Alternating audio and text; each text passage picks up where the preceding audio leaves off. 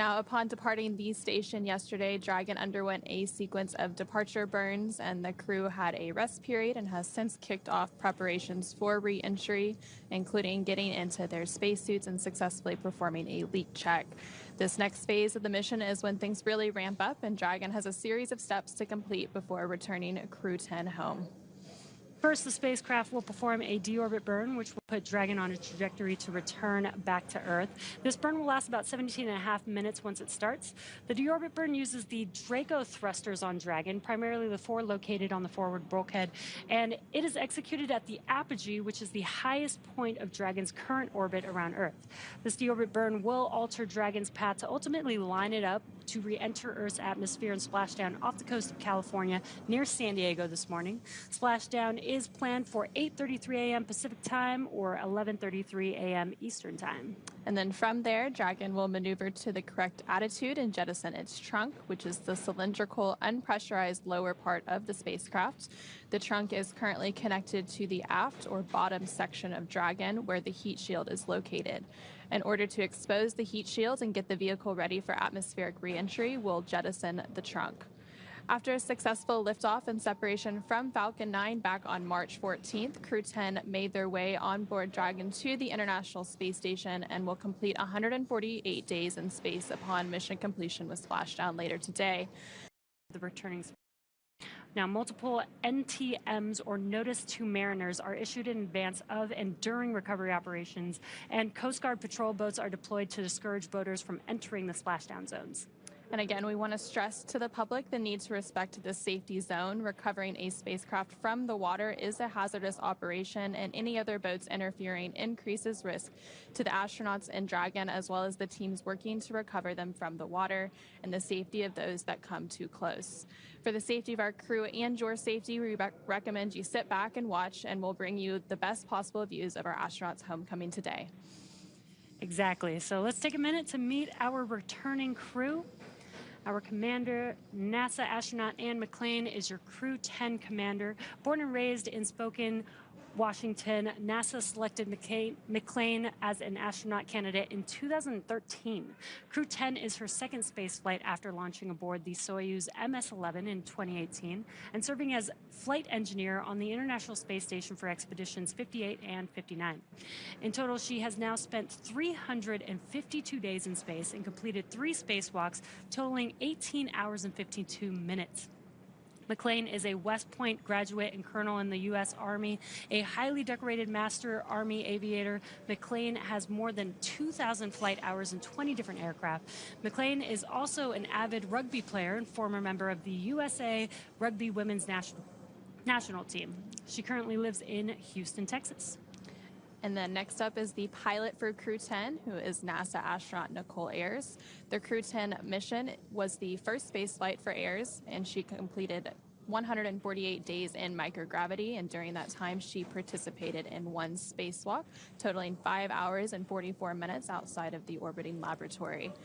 She is a major in the U.S. Air Force and the first member of NASA's 2021 astronaut class named to a crew. A graduate of the U.S. Air Force Academy in Colorado Springs, Colorado, Ayers served as an instructor pilot and mission commander in the T-38 Adair and F-22 Raptor, leading multinational and multi-service missions worldwide. She has more than 1,400 total flight hours, including more than 200 in combat, and Nichole has a twin and was born in San Diego, California, so it'll be a little bit of a homecoming with that splashdown off the coast of San Diego later today. This is the second mission to the space station for JAXA astronaut Takuya Onishi after launching aboard the Soyuz MS-01 mission in 2016 as a flight engineer for Expeditions 48 and 49, and has now spent a total of 263 days in space. Onishi received a Bachelor of Engineering degree in Aeronautical and Space Engineering from the University of Tokyo, and soon embarked on a career in aviation with All Nippon Airways in Tokyo. He was selected as an astronaut candidate by JAXA in 2009, and during his stay on the space station, he became the first Japanese astronaut to capture the Cygnus spacecraft in space. When he's not training, Onishi enjoys flying, playing the saxophone, movies, and hiking. And then last but not least, to round it all out, is mission specialist and Roscosmos cosmonaut Kirill Peskov. This is also his first flight, similar to Ayers, and he will have completed 148 days in space after this mission. Before his selection as a cosmonaut in 2018, Peskov was a co-pilot on the Boeing 757 and 767 aircraft for airlines Nordwind and Ikar. Assigned as a test cosmonaut in 2020, he has additional experience in skydiving and zero-gravity training. And up next, Dragon will perform a slew or maneuver to deorbit burn attitude and then deorbit burn and then perform the deorbit burn itself. This deorbit burn is the last time the forward Dracos will ignite, which are the 4 thrusters located on the top of the spacecraft underneath the nose cone. Now the deorbit burn will place Dragon on a precise trajectory to return to the splashdown zone off the coast of San Diego, California this morning, and we are expecting that deorbit burn to begin in about 15 minutes or so from now. And once that burn does start, it is expected to last about 17.5 minutes, so it's a pretty long burn to align for its splashdown later today and get prepared for re-entry. And then after we have that deorbit burn, there will be quite a few events in rapid succession after that. So we'll have the claw separation, the trunk separation before we have entry. And then after that, we will also, or right before entry actually, we'll have that loss of signal that's expected for about 7 or so minutes. And then we'll reacquire signal, and that's just due to the plasma buildup as they re-enter Earth's atmosphere to conclude their 5-month mission aboard the International Space Station. So there on your screen, you're seeing a live look inside the SpaceX Mission Control here in Hawthorne, which is actually situated right behind us. So the teams are preparing for the re-entry deorbit operations, and just before we joined you live on today's broadcast, they actually conducted a go, no-go poll for the deorbit burn sequence, and so the teams did poll go to proceed with that deorbit burn. The weather is continuing to look great off of the coast of San Diego, California.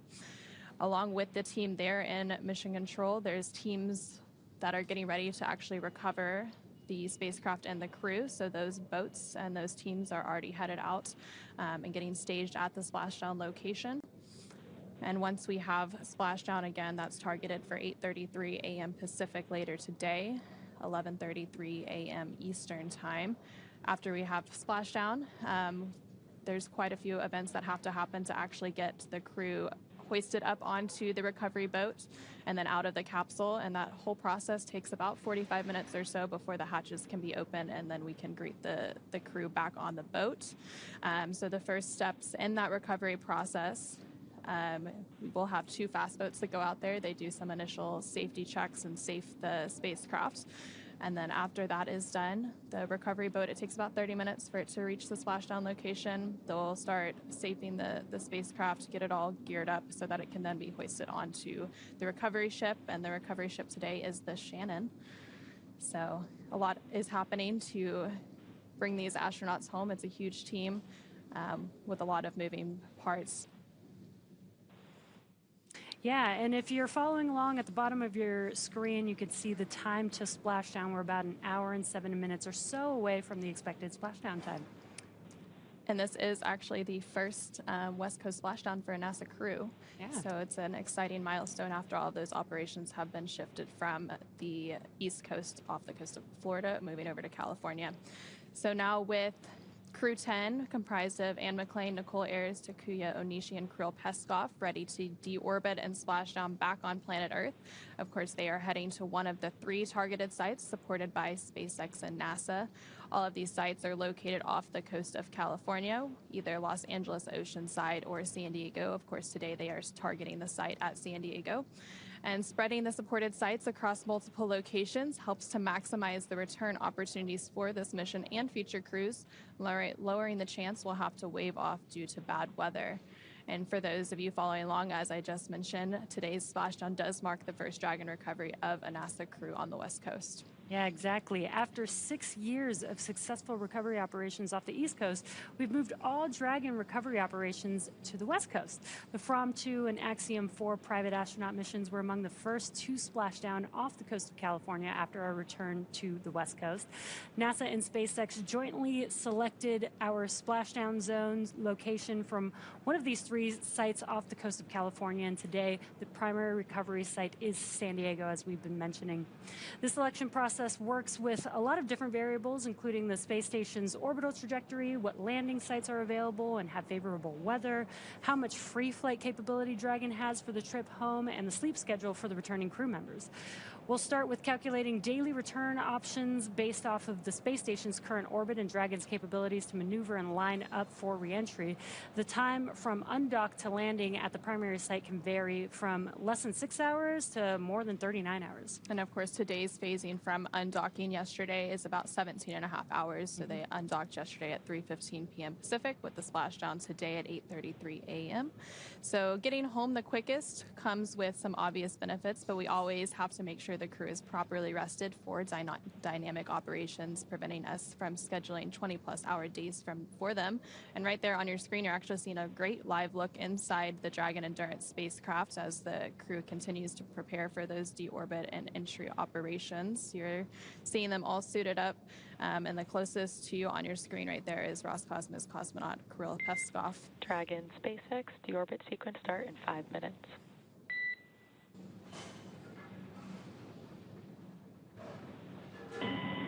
SpaceX, please, 5 minutes. Crew is ready to return to the atmosphere. SpaceX copies. We are excited to welcome you home. And there we just heard some communications between the core or the crew operations resource engineer who is staged here in SpaceX's mission control in Hawthorne, between the Crew-10 astronauts currently aboard the Dragon spacecraft, confirming that they are going to begin the deorbit sequence in about 5 minutes from now. So things are really starting to get geared up. And there in that view on your screen, you're seeing an over-the-shoulder look between the pilot and the commander. So again, the pilot is Nichole Ayers and the commander is Anne McClain, both NASA astronauts for today's mission. And back to the phasing that we were talking a little bit about. So trajectory and ballistics experts provide the daily opportunities that would line up Dragon with the landing zones and split them into what we call ascending and descending opportunities. Dragon uses its Draco thrusters after leaving station to execute a series of altitude lowering maneuvers and to line up with the selected primary site. It can also change to different alternate sites while in free flight if sudden weather moves in, and that we'll need to avoid. Yeah, exactly, and weather is something that we're constantly looking at, making the final call to proceed about 2.5 hours before the crew undocks from the space station. So for Crew-10's return, we looked at a number of weather items. Some of the obvious ones are no rain or chance of lightning in the recovery zone, and that's both for the safety of the crew inside of Dragon as well as the recovery teams that are on the water. And we're also looking at things like wind speeds. We need those to be less than 15 feet per second, or about 10 miles per hour, and relatively calm seas so we can safely execute those recovery operations, which includes landing a helicopter on the recovery ship to fly the Crew-10 astronauts to California. And once Dragon began flying free yesterday after undocking, there were a number of additional checkpoints to either proceed toward the primary site of San Diego or head to the alternate sites or select a new zone based on real-time weather data. These checks happened all the way up until we were in the final hours before the deorbit burn, which is the last burn in the trip home and commits Dragon to re-entering the Earth's atmosphere. And again, we just had that final go, no-go poll about 20 minutes ago, and that was to commit Dragon to the deorbit burn to set it up for a splashdown off the coast of San Diego, California. Yeah, and we say this all the time, weather is the one thing that we can't control, and with these crew operations, there's a lot of variables that we have from the time that the Dragon spacecraft leaves the space station all the way through re-entering the Earth's atmosphere, the splashdown zone. So there's a lot of things we have to look out for, but the great part is we've got a lot of experience with this now, this being Crew-10's return home. So And we've got the new splashdown zones, which is really cool. We have different options that we can look at to make sure that the weather is always good where we're coming back and bringing the crew back home. And those weather briefings for Crew-10's undock and splashdown actually began several days ago, basically a couple of days after Crew-11 launched and docked to the International Space Station, which took place on August 2nd. And we initially waved off of a couple of undock opportunities, and then we finally got good weather, which set us up for the undocking yesterday and splashdown today. So the teams are continuously evaluating weather, and weather is just one of those things you can't really control. So, and right now we are just under 1 hour away from splashdown, so things are starting to ramp up as we continue to bring Crew-10 home. And you were mentioning that it's the 10th operational flight for Dragon to the International Space Station. Another milestone this year for NASA is it'll be at the 25th year of continuous human presence aboard the International Space Station.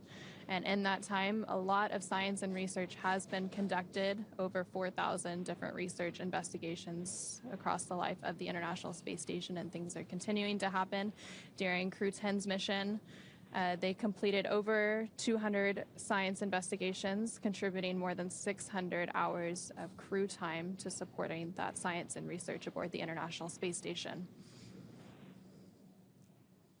And speaking of the history of the space station and the crew doing experiments on the orbiting laboratory, we've also got some flight history for Dragon. Development of Dragon for Crew started with the Dragon cargo spacecraft. Dragon was designed from the beginning for flying humans to space, so even from the start, the first Dragon had a window on it, even though we didn't have people on it. Before we could fly humans, our teams implemented a number of design upgrades to make sure that both Dragon and Falcon 9 were suitable for flying people, and then put both vehicles through thousands of tests to prove their safety. Now, Dragon is capable of carrying up to 7 passengers. We've been flying 4 with every single NASA crew mission. It's also capable of returning significant amount of cargo back down to Earth, which is the first private spacecraft to take humans to the space station. Dragon is fully autonomous, which means that it flies itself, but it does have features to fully manual override the vehicle in case of emergency. Dragon is also almost 27 feet tall from the bottom of the trunk all the way to the top of the nose cone. Dragon is comprised of 2 main elements: the spacecraft, which is designed to hold the crew and pressurized cargo, and then the unpressurized section, which is known as that trunk. And we did just hear confirmation that the deorbit slew maneuver was just completed. And again, that maneuver sets up Dragon in the right trajectory and attitude to complete the deorbit burn. So we'll expect that deorbit burn to then start about 5 minutes from now that it is in the correct configuration. And again, once that deorbit burn does start, it'll last about 17.5 minutes, so a relatively long burn for deorbit today. Going back to the Dragon spacecraft and a little bit more, the nose cone at the top of the spacecraft protects the docking system and also the guidance navigation control system. The nose cone opens for docking and remains attached to the Dragon spacecraft, unlike the previous version of Dragon, which helps SpaceX towards their reusability efforts. Opposite the nose cone is the trunk, and it provides attachment points for Falcon 9 and the Dragon spacecraft and cargo. One half of the trunk is covered in solar panels that provide power to Dragon during flight and while on the International Space Station, and the other half contains a radiator that rejects heat from the active thermal control system to space using SpaceX's new Pica tiling technology. And the trunk has aerodynamic fins, which provide stability in the event of an emergency abort. And in the event of an abort, Dragon is outfitted with 8 Super Draco thrusters, which will power the astronauts to safety, which is applicable during the launch phase of a flight. And the Dragon Super Draco launch escape system is a key safety feature of Dragon, giving the crew the ability to quickly separate from Falcon 9 and safely escape the time of launch all the way to orbit, a feature that no other spacecraft in history has possessed. Dragon is also equipped with 16 Draco thrusters used to orient the spacecraft during the mission, including apogee and perigee maneuvers, orbit adjustment, and attitude control. Each Draco thruster is capable of generating 90 pounds of force in the vacuum of space, and we will see those Draco thrusters in action in just a few minutes when it conducts that deorbit burn. And right there on your screen, again, you're getting a live look inside the Dragon spacecraft. Closest to the camera right there is NASA astronaut and Crew-10 commander Anne McClain, and next to her is NASA astronaut and Crew-10 pilot Nichole Ayers. Yeah, and inside the spacecraft, it's designed to accommodate up to 7 crew members with modular seats that can be removed and replaced by additional cargo. So you could see on your screen the crew members are sitting in the 4 seats, but underneath them is where they can place cargo, which is what they're utilizing the spacecraft for today. But if we needed to, we could place 3 more seats in that cargo area and fit 3 more passengers there. The seats are made of carbon fiber and will be customized, or they are customized for any crew member flying on board. So their suits, as well as the seats, are a little customized to each of the crew members flying. Now, the control panel is centered between the pilot and the commander's seats and consists of 3 touchscreen displays, which we were seeing just moments ago. And this allows the crew to operate the vehicle and fly it manually if needed, but mostly they use them for monitoring on the flight uphill to the space station, as well as right now you could see them monitoring on those display screens as they're making their way back down to Earth. And right now we have a little bit over a minute to go until the deorbit burn begins. So we're continuing to stand by for confirmation of that deorbit burn, and we'll provide updates once it is in progress. Following the deorbit burn, again, that is a 17.5-minute burn.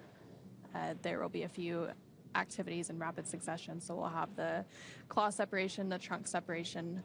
We'll have a little bit of a loss of signal entry. Then we'll reacquire that signal after about 7 minutes. And then right before splashdown, we'll see those drogue and main parachutes deploy. And then we'll have splashdown off the coast of San Diego, California.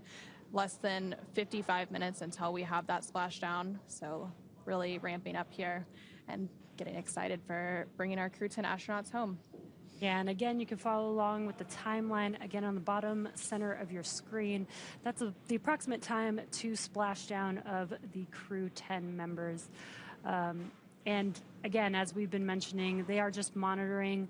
They have been coasting for a bit since yesterday evening, but now we're coming up to all the dynamic events that they're still going to be, following along and not really having to make any manual calls, but there's going to be a lot of dynamic events that they'll need to know what's happening because they're inside of the spacecraft, they're strapped into their seats, they can't really see what's going on outside of the vehicle, so they're going to be monitoring on those display screens that we were talking about earlier. And so we do have confirmation that the deorbit burn has begun. Again, this burn is expected to last about 17.5 minutes. In the right-hand bottom corner of your screen, you can actually see the thruster firings as they take place. And as mentioned earlier, for these operations, NASA and SpaceX closely coordinate with the United States Coast Guard to establish a safety zone to ensure public safety and for the safety of those involved in the recovery operations, as well as the crew on board the returning spacecraft. Multiple notes are issued to mariners in advance of and during recovery operations, and the Coast Guard patrol boats are deployed to discourage boaters from entering the splashdown zones. We want to continue to stress to the public the need to respect the safety zone. Recovering a spacecraft from the water is a hazardous operation, and any other boats interfering increases risk to the astronauts in Dragon, the teams working to recover them from the water, and the safety of those that come too close. For the safety of the crew and your safety, we recommend you continue to sit back and watch as we bring you live views of the astronauts' homecoming today. Exactly. Safety is our #1 priority. And as I mentioned earlier, this deorbit burn is the last time that those 4 bulkhead thrusters on top of Dragon will fire. Dragon Endurance has not yet entered the Earth's atmosphere, but this deorbit burn is what will line the vehicle up and put it on its final trajectory to the landing site off the coast of San Diego, California.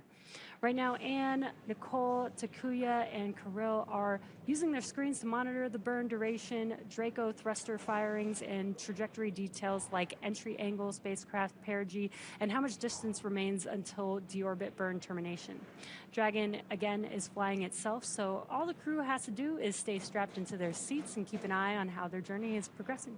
And we are now about 2 minutes into that deorbit burn, about 15.5 minutes to go. Things continuing to go as expected, and we'll continue to provide updates on that burn and duration as it happens.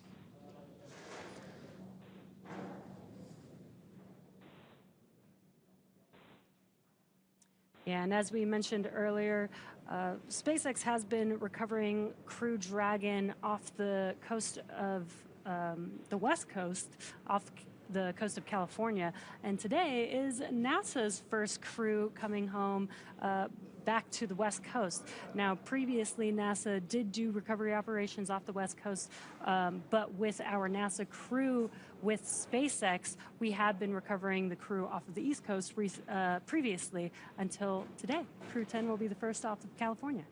Yes, it'll be an exciting milestone. And also, if you compare it a little bit to other spacecraft recoveries like Soyuz, which actually lands on land, SpaceX is a little bit unique in that aspect where we recover it in the water. So the recovery operations and things that have to happen are a little bit different. So currently aboard the International Space Station is Expedition 73. So a few days ago, there was actually a change of command ceremony where NASA astronaut Takuya Onishi handed over command to Roscosmos cosmonauts. And after departing the International Space Station yesterday, they went from 11 people on board to 7 people. So during that Crew 11, Crew 10 handover period, after Crew 11 arrived on August 2nd, there was a few days of handover to get Crew 11 up to speed on space station operations and everything they needed to know before Crew 10 departed yesterday. Again, that departure taking place at 3:15 p.m. Pacific, 6:15 p.m. Eastern. So now the crew size has gone back down to 7, which is pretty standard now, except for when we have those handover periods. And we're not expecting any new crew arrivals again until the next Soyuz mission, which will be towards the end of the year. And that will also be when Expedition 74 kicks off. And also on board the International Space Station as part of Expedition 73 are NASA astronauts Johnny Kim, along with the newly arrived Zena Cardman and Mike Fink. There's also JAXA, or Japan Aerospace Exploration Agency astronaut Kimiya Yui, who is also part of Crew 11, along with Roscosmos cosmonauts Sergei Ryzhikov, Alexei Zubritsky, and the newly arrived Oleg Platonov, who was also aboard Crew 11 last week. It's quite a few crew members on the space station. I do think that it's pretty cool that we've had presence on the laboratory for the last 25 years, and we're continuing that. Even with just 7 people, there's so much science and research that they can do while they're out in space. And if you think about it, there's been someone orbiting above your head for the last 25 years, which is truly incredible if you think about it. The deorbit burn is, of course, continuing to take place. It's a little over 5 minutes complete, so we have about 12 minutes to go before that deorbit burn is complete. Again, we're expecting it to last a total of 17.5 minutes. Following deorbit and splashdown, Crew 10 will have spent 148 days in space, orbiting the Earth more than 2,300 times, traveling more than 62.7 million statute miles. The crew saw the arrival of 5 visiting vehicles since their arrival in March when they docked to the space station, and this included the Soyuz MS-27 spacecraft that carried NASA astronaut Johnny Kim to the station, SpaceX's 32nd commercial resupply mission, the 4th private astronaut flight, Axiom Mission 4, the Russian Progress 92 cargo spacecraft, and of course, the most recently, the arrival of the Dragon spacecraft carrying Crew 11. They also saw the departure of 6 visiting vehicles, including Northrop Grumman's 21st cargo resupply Cygnus spacecraft, the Soyuz MS-26 spacecraft that returned NASA astronaut Don Pettit back to Earth, SpaceX's 32nd commercial resupply mission, the 4th private astronaut flight, Axiom Mission 4, and the Russian Progress 90 cargo spacecraft. And following the completion of Crew 10 with splashdown later today, NASA astronaut and Crew 10 commander Anne McClain will have spent 352 total days in space across 2 flights, having previously spent 204 days in space during expeditions 58 and 59. And then JAXA, or Japan Aerospace Exploration Agency astronaut Takuya Onishi will have spent 263 days in space across his 2 flights to station. And then, of course, this was the first flight for both NASA astronaut Nichole Ayers and Roscosmos cosmonaut Kirill Peskov, so they will have both logged 148 days in space. And we are now about 7 minutes into the duration of the deorbit burn, about 10 more minutes to go until that is completed. During their stay aboard the International Space Station, both NASA astronauts Anne McClain and Nichole Ayers conducted 1 spacewalk outside the orbiting laboratory. That spacewalk totaled 5 hours and 44 minutes. McClain has now conducted 3 spacewalks through the duration of her career for a total of 18 hours and 52 minutes spent outside the International Space Station. Yeah, Anna, you mentioned seeing all the different vehicles that came to the space station while the crew was on board.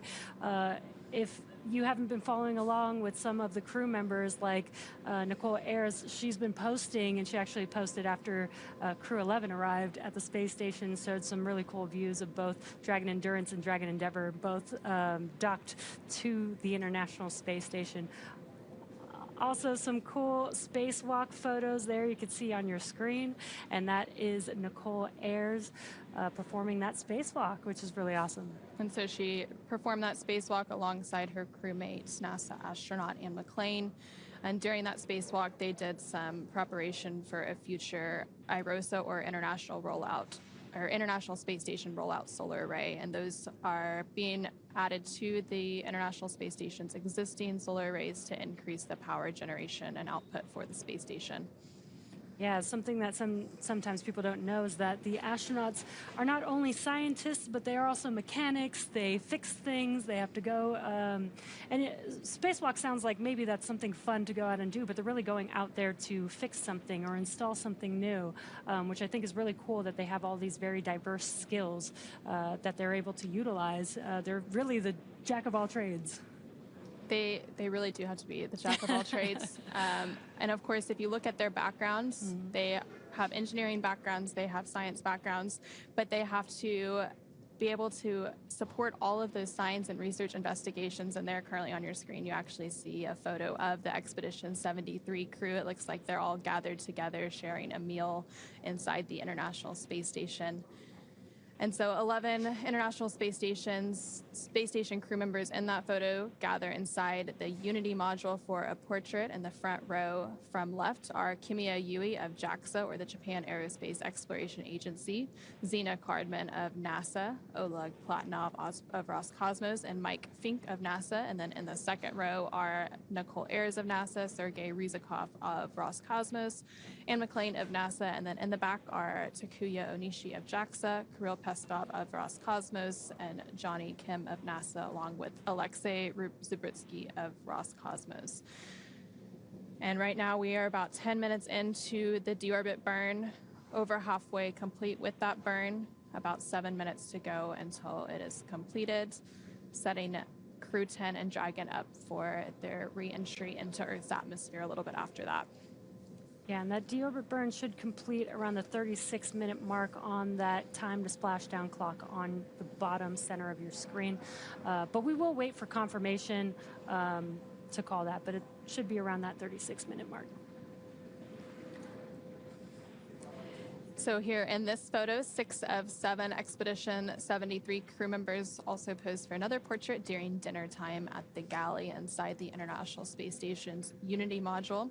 Clockwise from bottom are JAXA astronaut Takuya Onishi, NASA astronauts Anne McClain and Nichole Ayers, along with Roscosmos cosmonauts Sergei Ryzhikov, Kirill Peskov, and Alexei Zubritsky. So, of course, 4 of those crew members are returning today as part of Crew-10. It's cool to see that they're still gathered around a table, even in space. But most people are familiar with the idea of a mission patch, but you might not know how they come to exist. For decades, crew members have worked together to develop the patch for their mission, determining which aspects of the mission they want to highlight and any special details they'd like to include. The crew themselves can design their patch, or they can share their design ideas with an artist who makes it come to life. The Crew-10 patch is a 10-sided patch with the Roman numeral X boldly in the center, representing the 10th operational flight of the Dragon crew spacecraft. The Dragon, which is also the spacecraft's namesake, is depicted with its wings out in full flight, representing the 4 professional pilots that make up the crew complement. The Dragon is also illuminated by one of Earth's stunning and beautiful sunrises. It is focused on the International Space Station and its mission while keeping a watchful position above Earth. The stars on the patch are red, white, and blue for the flag colors of each crew member's home country, and the brightest stars represent the crew's closest family members and support system. Yeah, I love these patches. The detail that goes into them is so amazing. Almost every single stitch on them means something, and I love that the crew is able to come together and come up with a design that means something to them. Yeah, it's always a meaningful experience that all has some sort of meaning and inspiration drawn from all areas of their life. Again, that deorbit burn is still underway. We're just under 13 minutes into the burn's duration. That burn expected to last 17 and a half minutes total. So just a few minutes to go there, and we're seeing some great live views again inside the Dragon Endurance spacecraft, which is carrying the Crew-10 members home, and you can see them actually monitoring the burn there on their screens. There in the center of your screens, of course, you have NASA astronauts and McClain and Nichole Ayers, the commander and pilot, respectively, of the Crew-10 mission. And again, we are currently in that deorbit burn. You can see in the bottom right-hand corner that graphic showing the 4 bulkhead thrusters firing all at different times. It takes a sequence of those thrusters firing to complete each and every burn. And again, this is the last time that these 4 bulkhead thrusters will be firing. Once this deorbit burn is complete, we'll start preparing the spacecraft for re-entry, and that'll come with closing the nose cone, so those thrusters will no longer be needed for the rest of their journey back home. And you mentioned the nose cone, which will be closed. So the nose cone was initially opened following launch and orbital insertion of Crew-10. So when they first got to orbit, the nose cone was open to expose those guidance and navigation sensors on its way to the International Space Station. So it's been open this whole time as Dragon Endurance has been docked to the International Space Station. So once it closes, it'll be the first time that it's been closed since their launch and orbital insertion back on March 14th earlier this year. Yeah, and in earlier Dragon spacecraft days, we did jettison the nose cone, but with reusability, this is one of the key improvements for reusing these Dragon spacecraft is being able to reuse the nose cone. So now we close the nose cone. It's not really needed during re-entry, but it is needed during ascent, during launch for the spacecraft. So being able to reuse it, close it when it comes back home, and then rinse and repeat. And so we are about 15 minutes into that deorbit burn, less than 3 minutes remaining in that burn duration. You can see at the bottom right corner of your screen those thrusters continuing to fire for this burn to set it up for its entry and splashdown off the coast of San Diego, California, about 38 minutes from now, as you can see that countdown on your screen. A great live view inside of the spacecraft. You could see some of those patches that were on near the seats of the spacecraft, showing the different crews that have flown on Dragon Endurance. And right next to the thrusters on the bottom right hand of your screen, you can also see a map or a globe that shows where Dragon currently is. So right now it's off the coast of Australia as it continues to make its way off the coast of California. And there's less than 2 minutes remaining in the burn. The crew settled in and getting ready for their re-entry. We are coming up on completion of that deorbit burn, expected in less than a minute from now. We will wait for confirmation.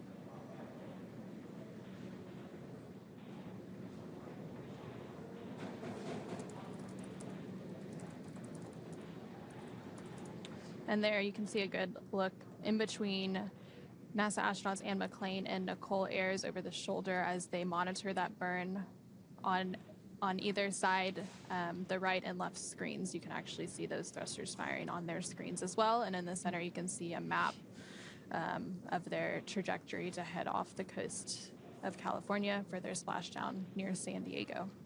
Yeah, as we've been mentioning, this is a fully autonomous vehicle, so they're just monitoring, and they are hearing noises inside of the spacecraft, so being able to see what's going on outside of the spacecraft helps them understand what those sounds are. And there's about 30 seconds remaining in the burn, so we should be hearing confirmation of burn complete pretty soon from the teams here in Mission Control, SpaceX Mission Control in Hawthorne. You saw Anne McClain using her tablet there.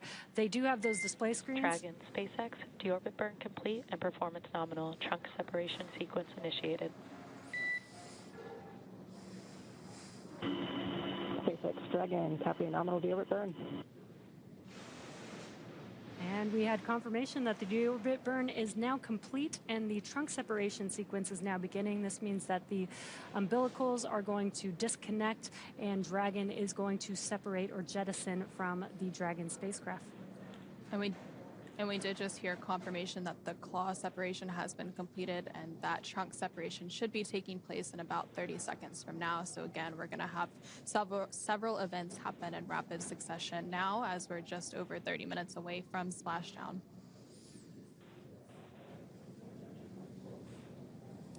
And I was mentioning, you were seeing Anne McClain use her tablets. They have the displays inside of Dragon to monitor the vehicle, but they have those tablets to follow along with very specific procedures. Dragon, SpaceX, nominal trunk jettison. SpaceX Dragon, copies nominal trunk jettison. We see entry prep. And great news, we just heard confirmation of trunk separation. So far, telemetry is looking good. The nitrox system is primed for cabin and suit cooling, and the heat shield is now exposed and ready for atmospheric reentry. So the trunk has now served its purpose by gathering energy from the sun through its solar cells and converting that to battery power. And since we have separated the trunk, Dragon can't generate any more new power, but they don't need it since we're coming home, and Dragon has stored enough battery power to be able to make its way home. And we are now hearing that the nose cone is starting to close, so that is currently underway.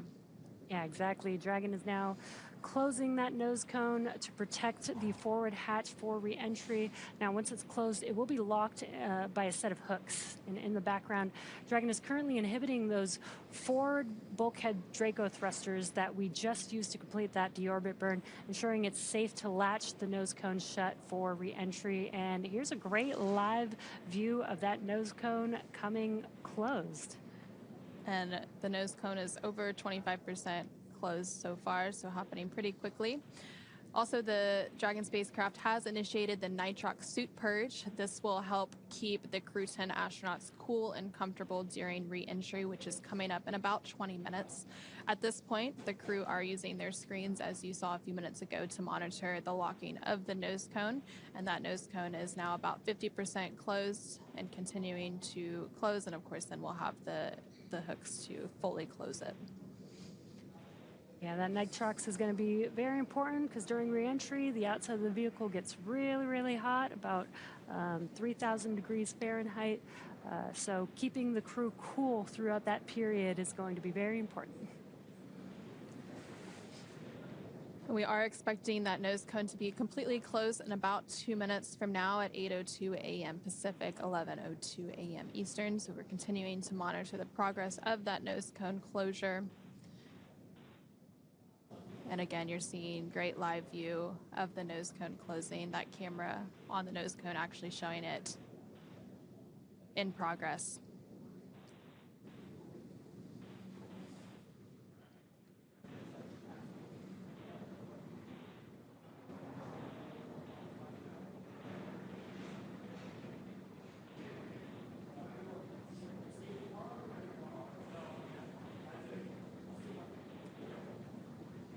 Yeah, and as Anna mentioned, this is a view looking forward on the spacecraft as that nose cone is coming closed. And we're getting closer and closer as the screen gets a little bit darker there to that nose cone closure. And it's almost fully closed at this point, and then after that happens, it'll just have to be hard mated. They'll reattach those hooks, and it'll be all set up and ready for re-entry now that we've had the trunk jettison and the claw separation and the nose cone almost fully closed. Of course, that deorbit burn also completed about 10 minutes ago as well. And we did just hear confirmation that the nose cone has been fully closed, so that process is now complete. And as we begin the second half of entry, Dragon is now beginning to inject cooled nitrox into the air, being delivered to the suits worn by Anne, Nicole, Takuya, and Kirill.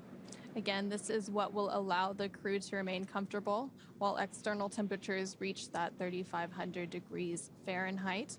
And the heat shield is pointing forward, leading Dragon to the landing site. Again, that splashdown site targeted off the coast of San Diego, California. And speaking of that heat shield, Dragon's primary heat shield is comprised of Pika 3.0, which stands for Phenolic Impregnated Carbon Ablator. First generation Pika was initially developed by NASA for studying and sampling comets within our solar system. And SpaceX actually partnered with NASA to develop Pika X, which was the second generation product used on all Dragon 1 commercial resupply services missions, or CRS, that resupplied the space station on 20 missions. Pika 3.0 was developed specifically for use on Dragon 2 crew and cargo, with enhanced structural and thermal properties that optimized the heat shield and drove down cost and mass. The remainder of Dragon is composed primarily of a SpaceX proprietary ablative material. It's another class of thermal protection, which is lighter weight versus Pika and protects the underlying composite structure during reentry to ensure the structural capabilities are maintained.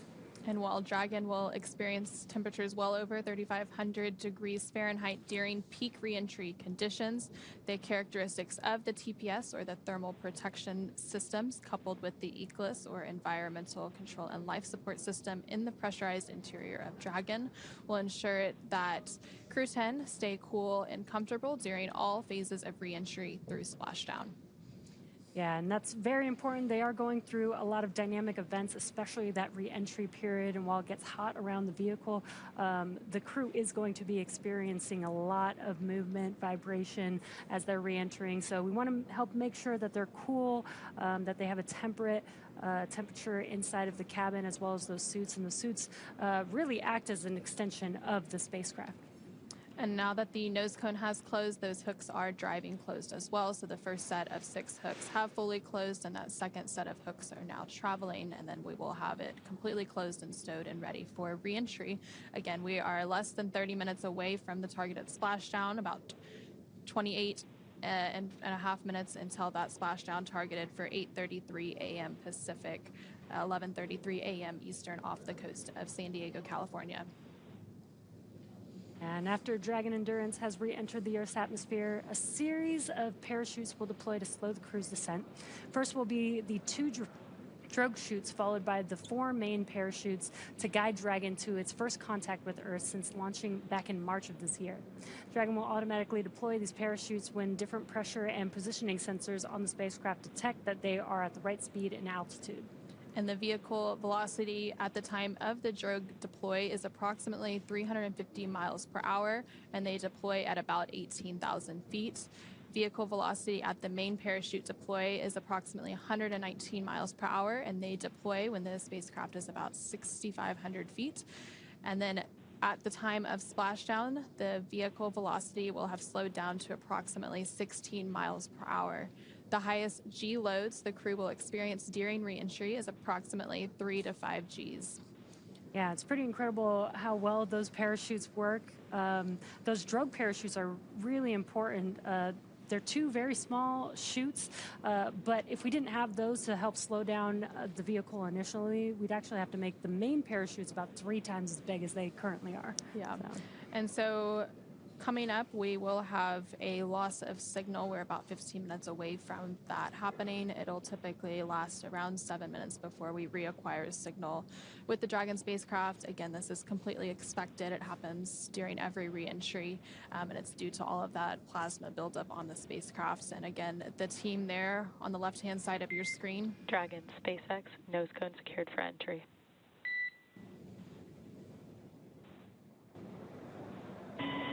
SpaceX Dragon copies.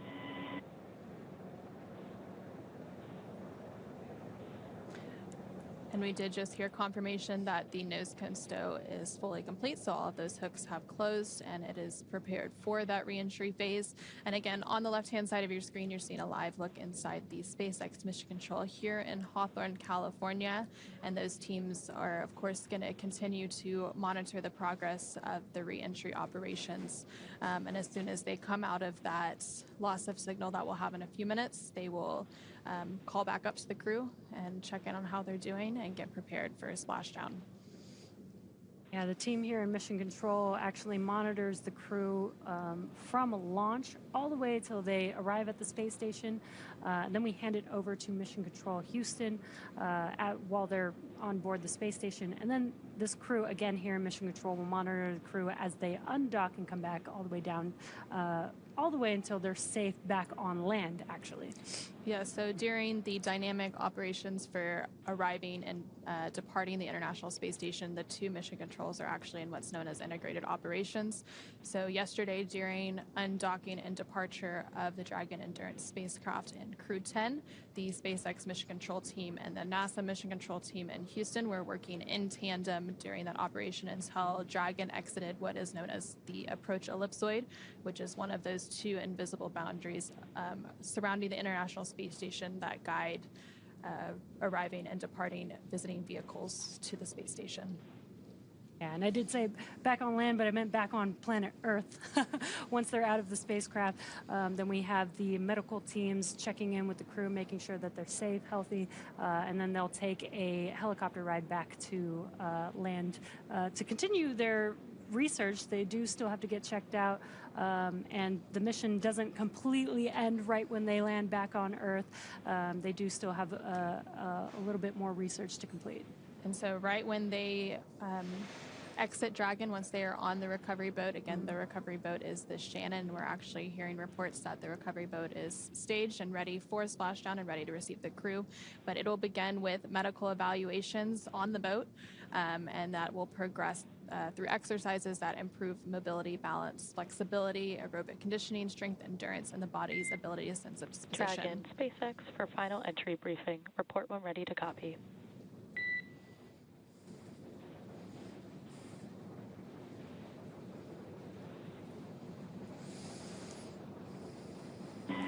SpaceX Dragon, we're ready to copy.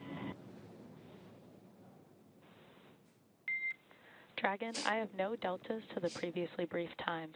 Predicted comm blackout starting at 1520 Zulu and ending at 1527 Zulu. How copy?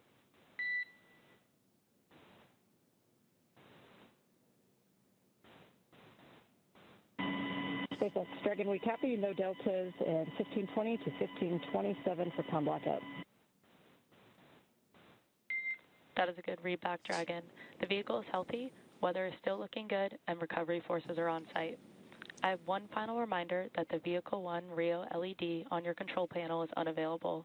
The health of the flight computer and avionics can be monitored on your displays. SpaceX will make expected calls regarding automated chute deployment. Any questions for our team?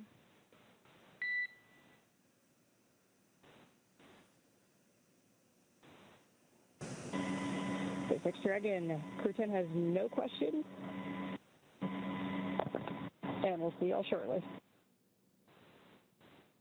Copy on the no questions. And with that, can you please verify that visors are down, tablets are secured, and restraints are tightened no later than 150 kilometers?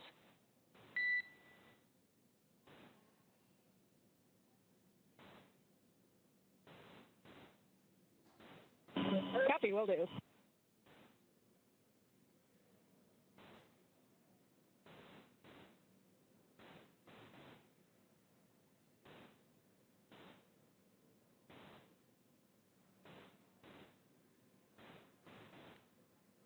And we did just hear that briefing between the Corps, the Crew Operations Resource Engineer, and the Crew-10 astronauts aboard Dragon to confirm their readiness for re-entry.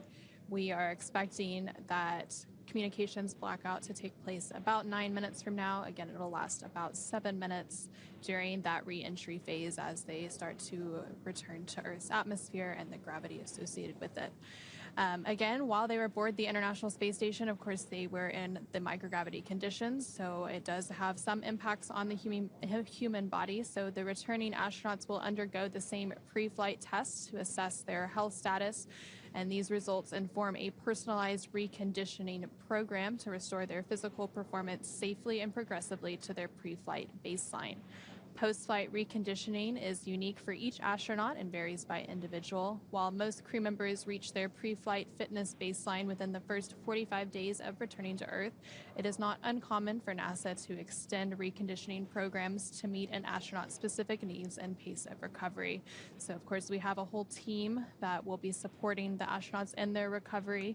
We have folks supporting them as part of NASA's Human Health and Performance Directorate, and there's a whole team specifically focused on strength conditioning and recovery as well.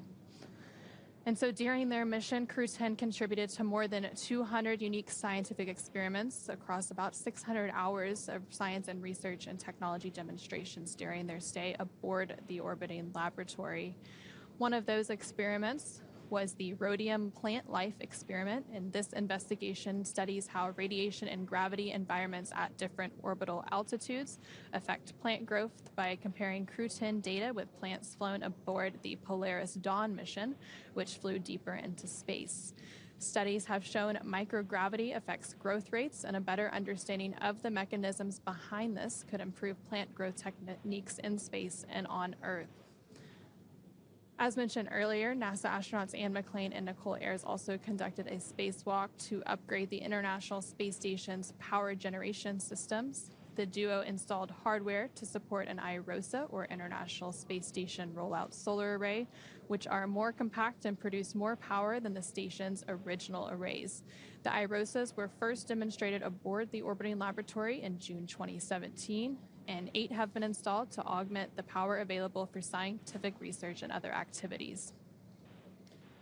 During their mission, Crew-10 also used the International Space Station's Space Automated Bioproduct Laboratory to process samples for a study of microgravity's effects on the protein yield of microalgae. These organisms are highly nutritious, producing amino acids, fatty acids, B vitamins, iron, and fiber. The microalgae could provide sustainable meat and dairy alternatives during long-duration space missions. It also could be used to make biofuels and bioactive compounds and medicines in space and on Earth. And the International Space Station, of course, orbits more than 250 miles above Earth, giving astronauts a unique view. SpaceX Dragon. Tablets are secured, restraints are tightened, visors are down, crew is ready for entry. SpaceX copies. Crew are configured for entry. We are 5 minutes until predicted comm blackout. See you on the other side at 1527 Zulu.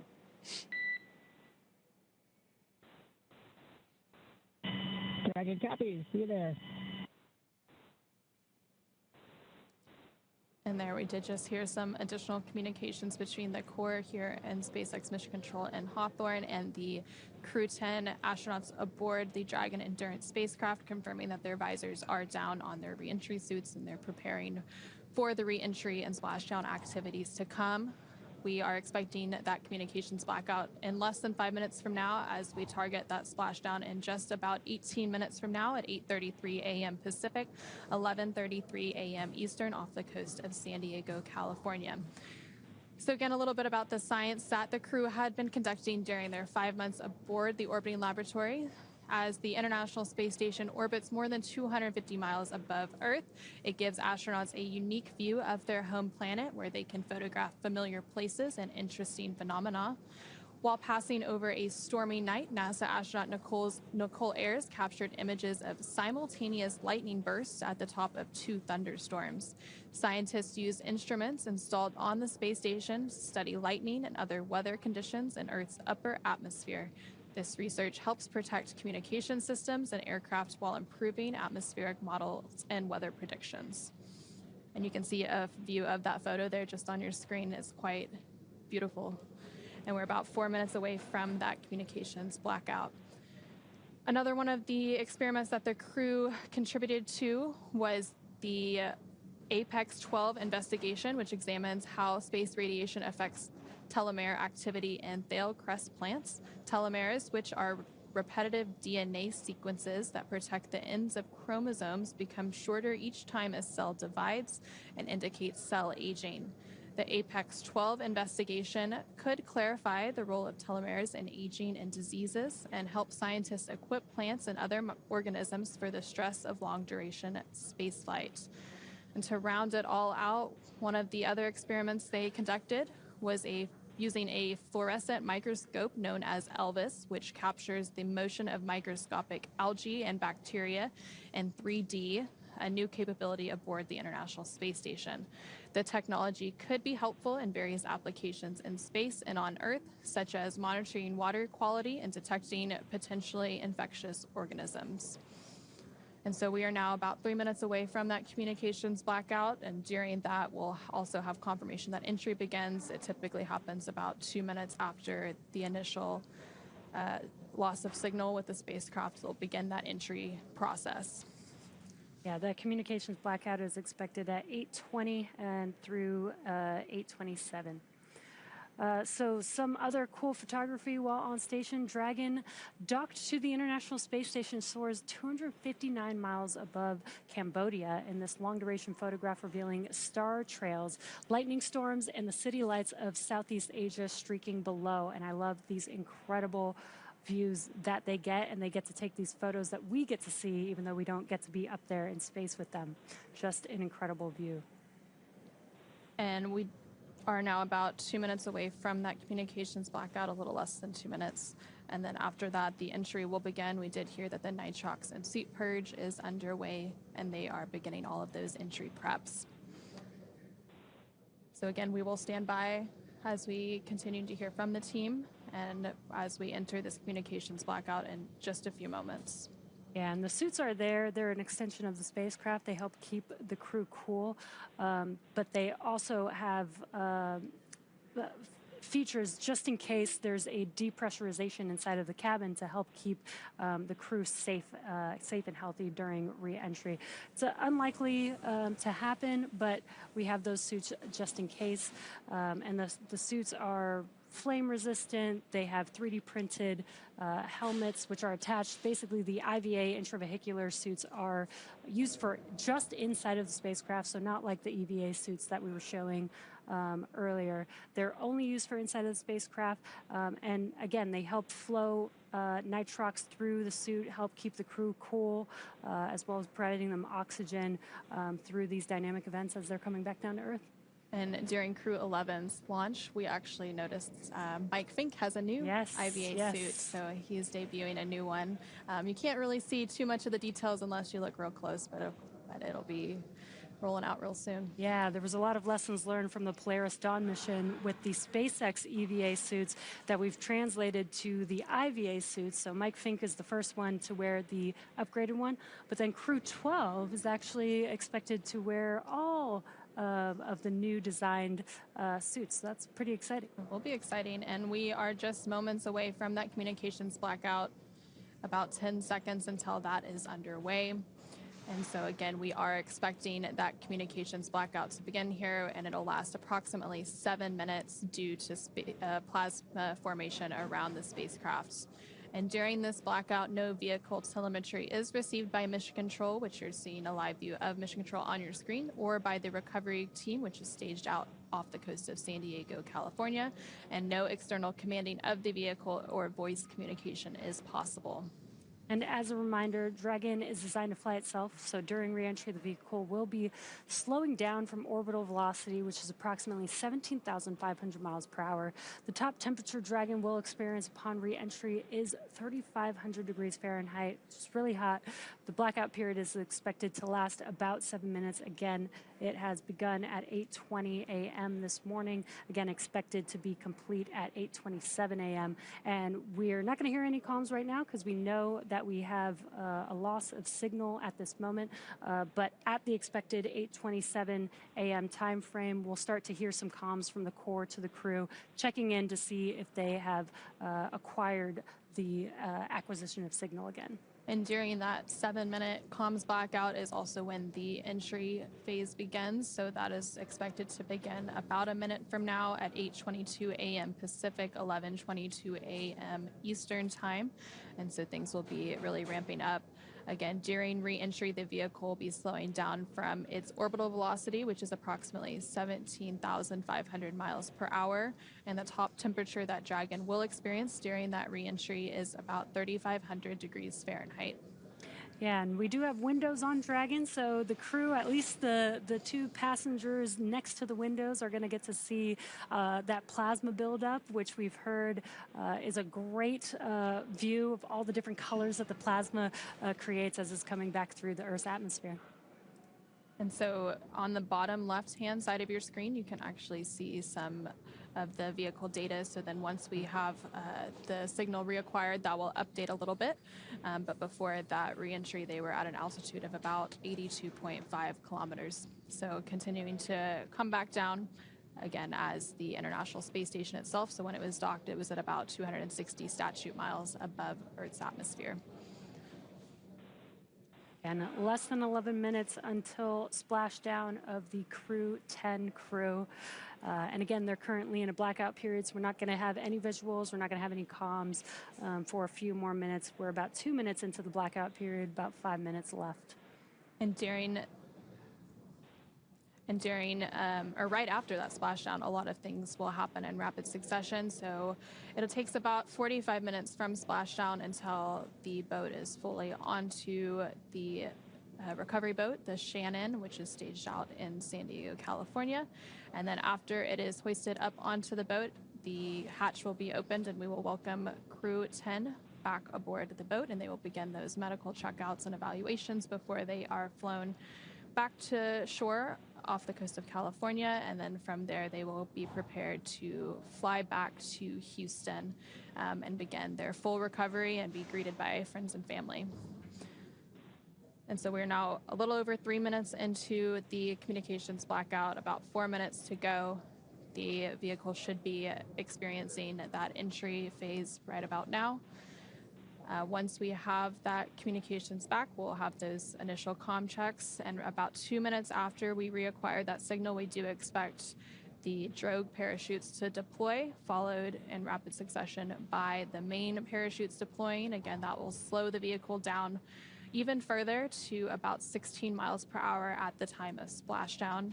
Again, we are less than 10 minutes away from that targeted splashdown, expecting it around 8:33 a.m. Pacific, 11:33 a.m. Eastern. And the really cool part about the Dragon spacecraft is we're actually utilizing the Earth's atmosphere, that re-entry, to help slow the velocity of the vehicle significantly from 17,500 miles per hour down to about 350 miles per hour is when the drogue parachutes will deploy. And then after the main chutes are deployed, by the time that the vehicle splashes down onto the water, it's about 16 miles per hour. So really, really slow compared to how fast they've been moving for the last 5 months. And then once they splash down, it's pretty quick. Those initial 2 fast boats will get out there within moments, a minute or two after splashdown, and they will conduct those initial safety checks. So they will screen for hypergol and make sure everything is okay for the recovery teams to approach. Some of the teams will also then get onto the spacecraft and begin safing it and prepare it to lift up onto the boat, and other teams will be working on the parachutes and gathering those up. Again, we are about 2 minutes away from the expected acquisition of signal. that initial loss of signal took place about 5 minutes ago during that reentry phase as a result of all the plasma buildup. Again, it's completely expected, and it happens during every reentry of a spacecraft from its journey in space. Again, Crew-10 is returning after an about 5-month science and research mission aboard the International Space Station. They initially launched aboard a Falcon 9 rocket out at Kennedy Space Center in Florida on March 14th, and then docked shortly after that to the International Space Station. They spent 5 months doing all of that science and research, and then they undocked yesterday at 3:15 p.m. Pacific, 6:15 p.m. Eastern Time to set them up for today's re-entry and splashdown. And we are expecting that acquisition of signal to take place about 90 seconds from now, so a little bit more than a minute to go until we hear those call-ups from the core to the crew to check back in with them, and less than 7 minutes to go until we have splashdown. Yeah, it's getting very exciting here. I'm sure the crew is very excited to make it back home to planet Earth. And there on your screen on the bottom left, you can actually see the telemetry catching back up. You see them getting very close to the coast of California. Dragon, SpaceX, comm check. SpaceX Dragon, we have you loud and clear. I have you the same, Dragon. Expect automated chute deployment. Dragon copies. And so we did just hear that call up from the core, the crew operations resource engineer here in SpaceX Mission Control, to the Crew-10 astronauts currently aboard Dragon. Confirmation that we have reacquired signal with the Dragon spacecraft, and you can see that the speed is rapidly slowing down as it begins its final phase, and we will have confirmation of those parachutes deploy in just a few moments. Yeah, you can also see the altitude in the bottom left-hand corner. You can see it getting closer and closer back down to Earth. GPS converge. Expect nominal altitude for drogue chute deployment.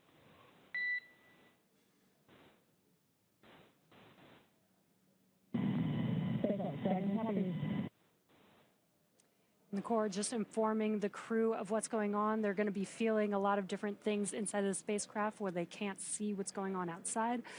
So they will expect the drogue parachutes to deploy, so they'll know what that feeling is inside of the spacecraft. And again, you can follow along the altitude in the bottom left-hand corner as the crew is getting closer and closer to planet Earth. And we are expecting those drogue parachutes to deploy a little bit after 8:29 a.m. Pacific, 11:29 a.m. Eastern. And the crew there on your screen rotating in their seats in preparation for that splashdown. During that reentry, they are leaning more on their backs, but when they are coming in for splashdown, they can sit a little bit more upright in preparation for that touchdown. And on your screen from left to right is Roscosmos cosmonaut Kirill Peskov, NASA astronaut Nichole Ayers. Brace for drogue window.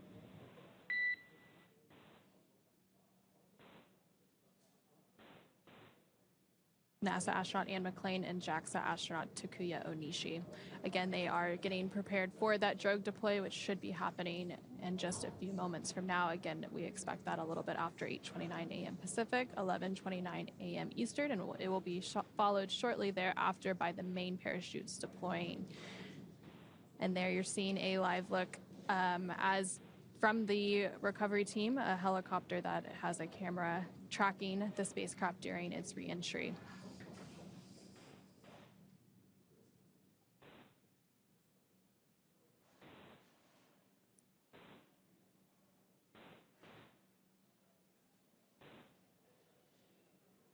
We do have confirmation that the drogue deploy is underway.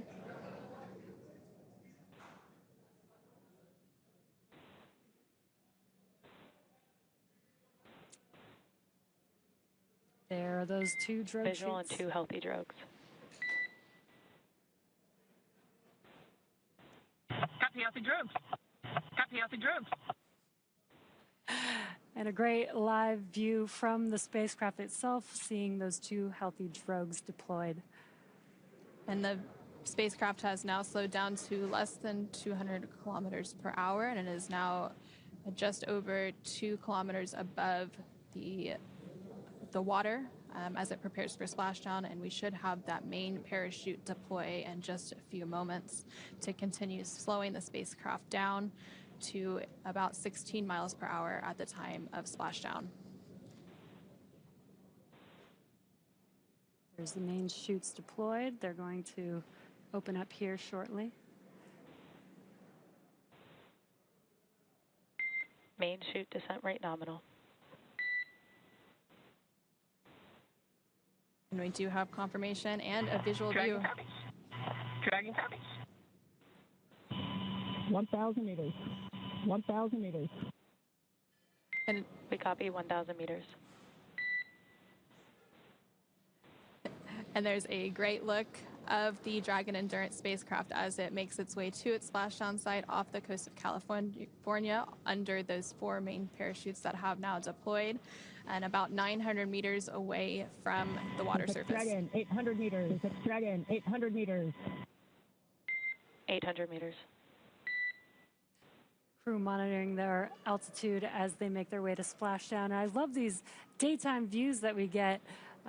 We don't always get to pick the time when the crew splashes down, but it's awesome when we have a great morning and a clear view watching as the Dragon Endurance spacecraft carrying Crew-10 is... Basic Dragon, 600 meters. Basic Dragon, 600 meters. I copy 600 meters. Crew just 600 meters away from splashdown. And just over a minute away from that targeted splashdown time, again expected around 8:33 a.m. Pacific, 11:33 a.m. Eastern. Now about 500 meters away from the surface of the water. And slowed down to about 35 kilometers per hour. Again, it'll continue to slow down. Basic Dragon, 400 meters. Basic Dragon, 400 meters. Splashdown. Brace for splashdown. SpaceX copies 400 meters and crew are braced for splashdown. We just saw an incredible view there of the Dragon as it re-entered under some cloud cover. And we should be regaining some of those live views from the recovery zone momentarily as it gets resituated to capture the return. The spacecraft is now about 200 meters above the ocean, and it has slowed down to about 30 kilometers per hour. Again, it will continue to slow down until about 16 kilometers per hour.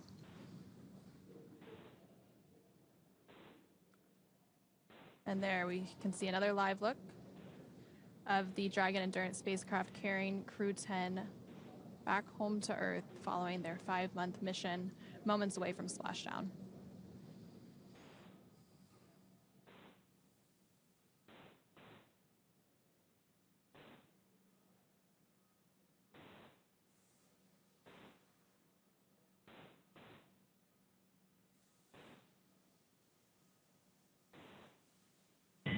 Basic Dragon, splashdown. Basic Dragon, splashdown.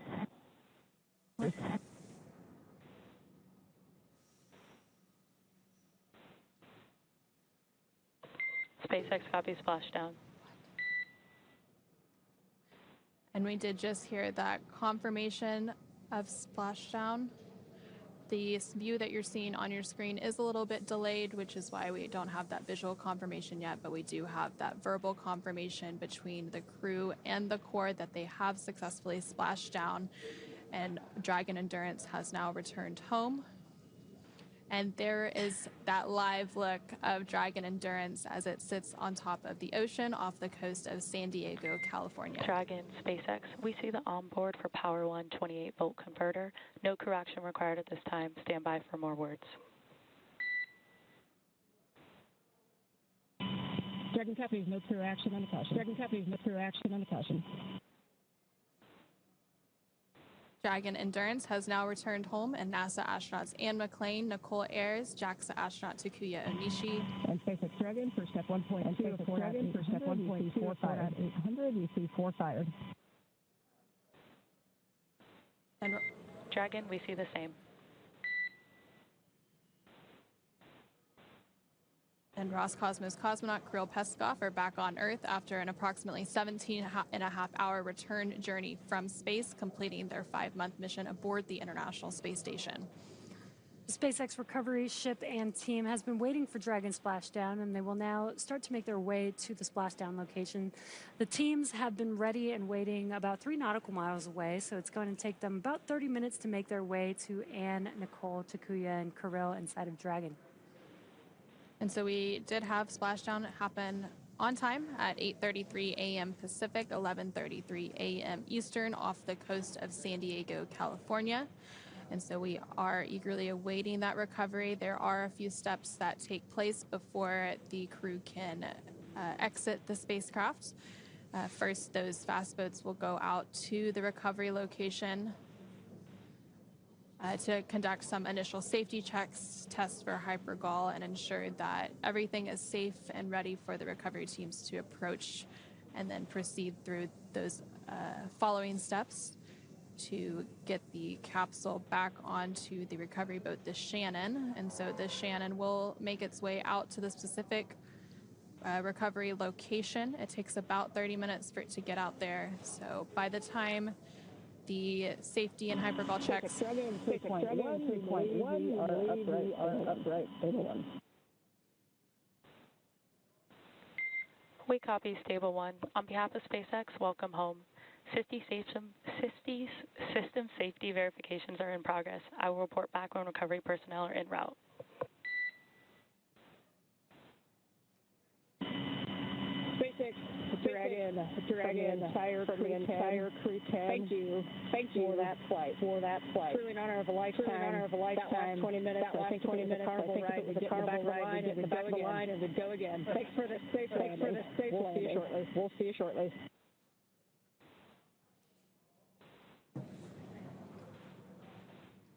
And so you did just hear some congratulatory words between the SpaceX teams here in Mission Control and Hawthorne, as well as NASA astronaut Anne McClain, who is the commander of Crew-10, so exchanging those celebratory words as they are now successfully and safely back on planet Earth following their mission aboard the International Space Station. And for those of you who are just joining us, this mission has gone smoothly so far, and Dragon successfully splashed down off the coast of San Diego, California at 8:33 a.m. Pacific, 11:33 a.m. Eastern, just about 5 minutes ago. Approximately 17.5 hours prior to splashdown, Dragon autonomously undocked from the International Space Station, completed a series of departure burns, jettisoned its trunk section, and performed its final burn, the deorbit burn, to place itself on a trajectory towards San Diego, California. Dragon successfully re-entered the Earth atmosphere, followed by deployment of its parachutes to slow the spacecraft down to a gentle splashdown. And we'll now follow the final part of Anne, Nicole, Takuya, and Kirill's journey as Dragon is lifted out of the water and placed onto the recovery boat.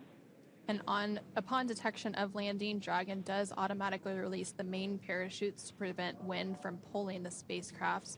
And then Dragon automatically safes any pyrotechnics still present on the vehicle and may automatically perform additional minor system reconfigurations. The astronauts do remain seated and in their suits at this point, but the onboard air conditioning keeps things temperate inside the spacecraft, and the communication systems on board remain powered so the crew can continue to communicate.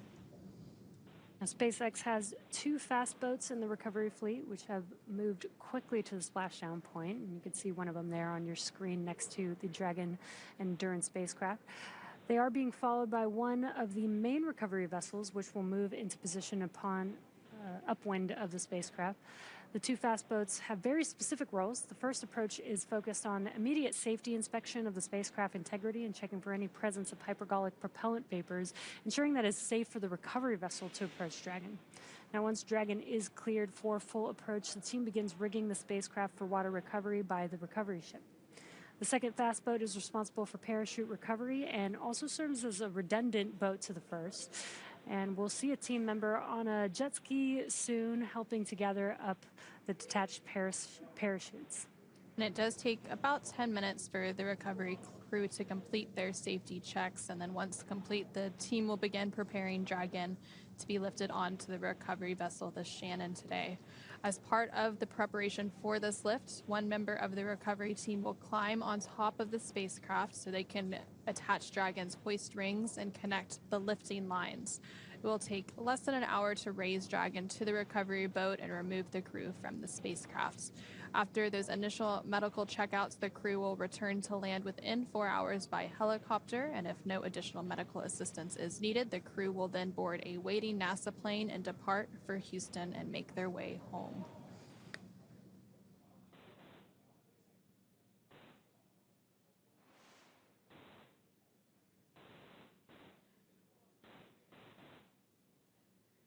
And so just about 7 minutes ago, Dragon Endurance did return home, and NASA astronauts and McClain y Nichole Ayers, along with JAXA astronaut Takuya Onishi and Roscosmos cosmonaut Kirill Peskov, are back on Earth after an approximately 17.5-hour journey from space.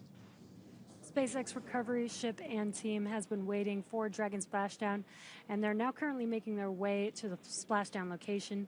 The teams have been ready and waiting. Dragon, SpaceX, we are go for recovery personnel to approach the capsule. Expect fast boats alongside in about 1 minute. Copy 1 minute. Copy. You guys are on it. Thanks. You guys are on it. Thanks.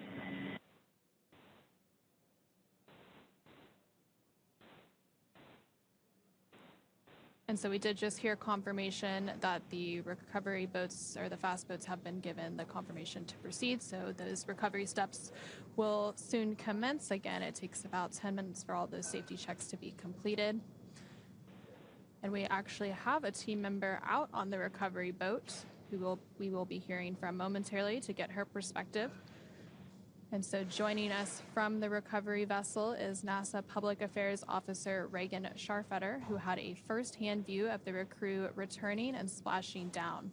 Reagan, can you hear us? And how was the view from the recovery vessel? Hey there, Anna and Jesse. How do you hear me? We hear you loud and clear. Awesome. Well, seeing splashdown firsthand was a moment I assume others on board will play back for the rest of time. We were stationed within 1.5 nautical miles from the splashdown zone off the coast of San Diego and had fairly decent visuals from the Shannon recovery vessel. The cloud ceiling is actually higher than originally forecasted at around 1,100 feet, which gave us a little more room to see the Dragon spacecraft coming in on this misty morning. Even with these cloudy skies, though, we were able to witness the 4 white and orange main parachutes before Endurance descended down into the Pacific Ocean. And now we're just eagerly awaiting our Crew-10 members to join us on the ship very soon. That's very exciting, Reagan. I'm so happy that you have that firsthand perspective. You mentioned the cloud cover a little bit, but overall, how have the landing conditions been from your perspective? The landing conditions were nominal this morning and within limits in regard to sea state, winds, and cloud ceiling.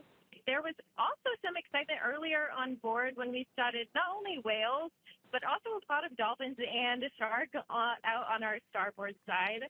Currently, it's about 66 degrees out with 5 mile per hour winds and what has been described as a pretty mild sea for the ship, but what could be more of a rougher ride for the capsule itself. Irregardless, after spending 146 days aboard the International Space Station, I think this crew is going to be more than thrilled with this fun reintroduction to the planet.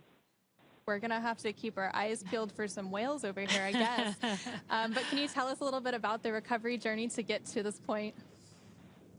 Yeah, absolutely. One standout part of this recovery is that Crew-10 actually marked the first crewed Dragon, NASA mission. SpaceX, hypergol sweeps and unfired ordnance checks are nominal.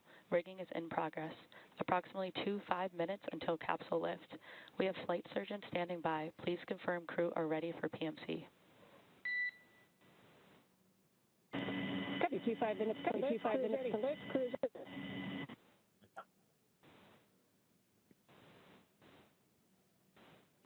So we did just hear some communication there, about 25 minutes to Copy, lift. Dragon. The next call you hear will be from flight surgeon on Dragon to ground private. Dragon copies. And you can see that view there of the 2 fast boats and that rigging underway. Reagan, do we still have you? Do you want to continue on about the recovery journey to get to this point? Yes, absolutely. As I was saying, one standout part of this recovery is that Crew-10 marks the first crewed NASA mission to return to the Pacific Ocean since 1975. That's 50 years ago when the Apollo-Soyuz mission ended. The landing zone shift from the Gulf and Atlantic sites shows the commercial crew program's continued flexibility and adaptations to mission needs, but this doesn't go without paying attention to new perspective challenges like marine layer and visibility issues, as well as some rubber sea states, which we are getting a slight taste of today. These are also conditions the Artemis II recovery team will be tracking ahead of their mission next year, which too will conclude with a splashdown off the Pacific coast. For today's operations, though, we started the morning by flying a series of helicopters out to the vessel. The recovery director and crew support teams were on the first flight out to help get the ship ready. And about 2 hours before splashdown, 2 fast boats and a jet ski were then placed into the water. I was on the second helicopter out here and landed on the ship Dragon, about 90. SpaceX, comm check. SpaceX Dragon, we have you loud and clear. Copy, Dragon. I have you loud and clear with a slight echo. For your awareness, we're going to step into transitioning the forward link now. Comm will be unavailable for approximately 5 minutes. Dragon copies, Dragon copies. And we did just hear those comm checks, and we have heard that the crew has reported that they're feeling well following their splashdown. Reagan, go ahead and tell us about your helicopter ride out to the recovery zone. Yes, as I was saying, I was on the second helicopter out here and landed on the ship about 90 minutes before splash. And I just have to say, I have never seen an execution quite like this before. Teams have been working nonstop across various disciplines all week in lockstep with each other, just making sure that every detail was in place for Crew-10's successful return. That's incredible, Reagan. So what's next for retrieving the crew? Up next, Endurance will be hoisted onto the vessel and pulled toward the egress platform on Dragon Nest at the aft end of the ship. Safety checks will then be performed before opening the side hatch to ensure there are no hypergolic vapors present. And once confirmed, NASA and SpaceX medical personnel will assist the crew out of the capsule one by one. And once the crew exits the capsule, they'll undergo medical evaluations in the med bay, and soon after that, they'll board the first helicopter out, head to the airport, and then take a NASA plane back to Houston to begin their post-flight activities. I will say, as a first-timer out here, it's important to mention that seeing a spacecraft-shaped comet shoot down from the sky has just been an incredible joy to experience. And I know I can speak for the rest of the ship when I say that it's even more exciting to be able to welcome home Anne, Nicole, Takuya, and Kirill. In the meantime, though, we'll keep you updated every step of the way out here. And with that, I will send it back to you guys out in Hawthorne. Thank you so much, Reagan. It's incredible to hear your point of view and your perspective from the recovery ship, the Shannon, an invaluable point of view to have for today's broadcast. Towards the end of Reagan's comments, she did actually mention the Dragon Nest, where Dragon will be hoisted up onto, and you can see a little bit of a live view there on the edge of your screen. So that is where Dragon will lift up onto once it's ready, and then once it's safely there, we'll actually move inward a little bit. And then from there, the hatches will be opened and the crew will be extracted out. During the extraction of the crew, they are typically assisted, and that's completely normal. And that's completely normal during these operations. Again, they have been in the microgravity environment for about 5 months. And so some reconditioning needs to take place to reacclimate themselves to Earth's gravity.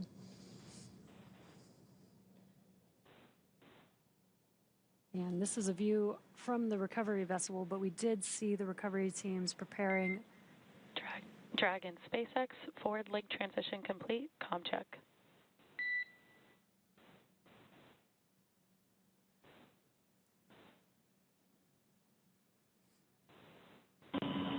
SpaceX Dragon, we have you clear with a slight echo.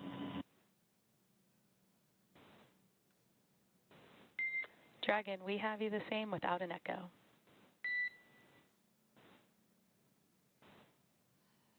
Sounds like they are trying to. Copy. Echo but readable. Trying to update the comms link as we did hear an echo from the Crew-10 crew as they were talking to the core. But now it sounds like we may have reversed the echo where we're not hearing it any longer, but the crew is now hearing the core on an echo. So I'm sure they're going to continue to troubleshoot that to get some clear comms during these last few moments of recovery. Currently, Crew-10 is still inside of Dragon, still in the ocean, waiting to be lifted onto the recovery ship. The recovery team is rigging up the spacecraft in preparation for that lift, basically adding the straps necessary to lift Dragon out of the water, which will be lifted with the hydraulic lift on the recovery ship, and then into that nest that we were seeing earlier. Then they'll translate to that deck that we saw on the recovery vessel. And then finally, the hatch will open. They'll take their first breath of fresh air in a little under 5 months. And so you are seeing a live look inside the SpaceX Mission Control here in Hawthorne. As soon as we have good views of the recovery again, we will, of course, share those with you. Sometimes the cameras and the equipment out there just has to be restationed to get some better views during these recovery operations. So again, the crew did splash down aboard the Dragon Endurance spacecraft at 8:33 a.m. Pacific, 11:33 a.m. Eastern, a little under 20 minutes ago. And so it does take about 30 minutes until the recovery ship fully arrives out there, and that's also around the time that that rigging of the Dragon capsule will be complete.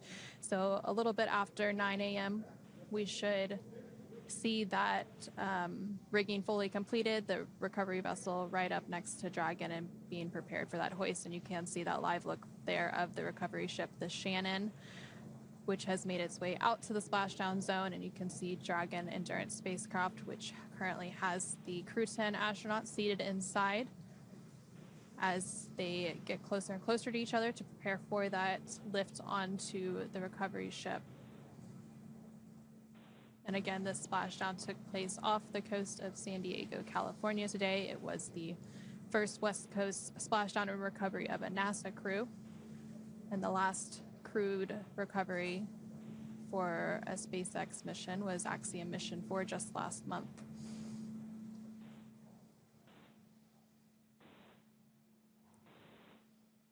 And again, we are in the Pacific Ocean at this moment, but the last NASA crew, Crew-9, splashed down off the coast of Florida. They had some dolphins to greet them. It sounds like from Reagan's point of view, they saw some whales, some dolphins, even a shark out there. So we got a lot of sea members waiting for this crew to come back home. Giving them a warm greeting back to Earth with the animals that are only here. Dragon, SpaceX, rigging complete, approximately 5 minutes until capsule lift.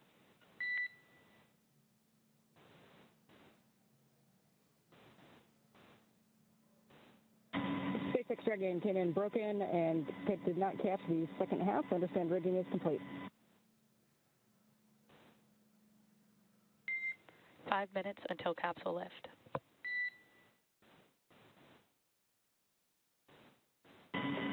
Copy, 5 minutes.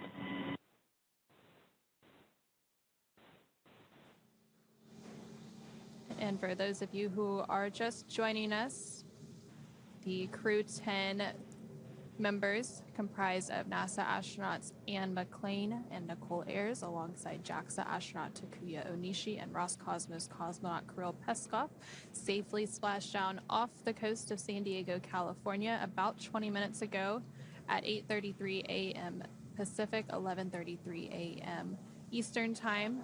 And right now you are seeing a live look from the recovery boat, the Shannon, which is preparing to hoist Dragon up onto the Dragon nest, which you are seeing there on your screen. And then from there, they will continue preparation to open the hatch and welcome the Crew-10 crew back onto Earth as they take their first breath of fresh air after 5 months aboard the International Space Station as part of Expedition 73. We did hear a call that lift is under 5 minutes away, and you could see the recovery teams as they're rigging up the spacecraft. getting ready to hoist it up. And you could see a recovery team member standing on the outside of the Dragon spacecraft, helping to prepare the vehicle for that lift. And as part of the preparation for the lift, one of those recovery team members, likely the one we're seeing on the spacecraft right now, will climb to the top of the spacecraft so that they can attach Dragon's hoist rings and connect the lifting lines.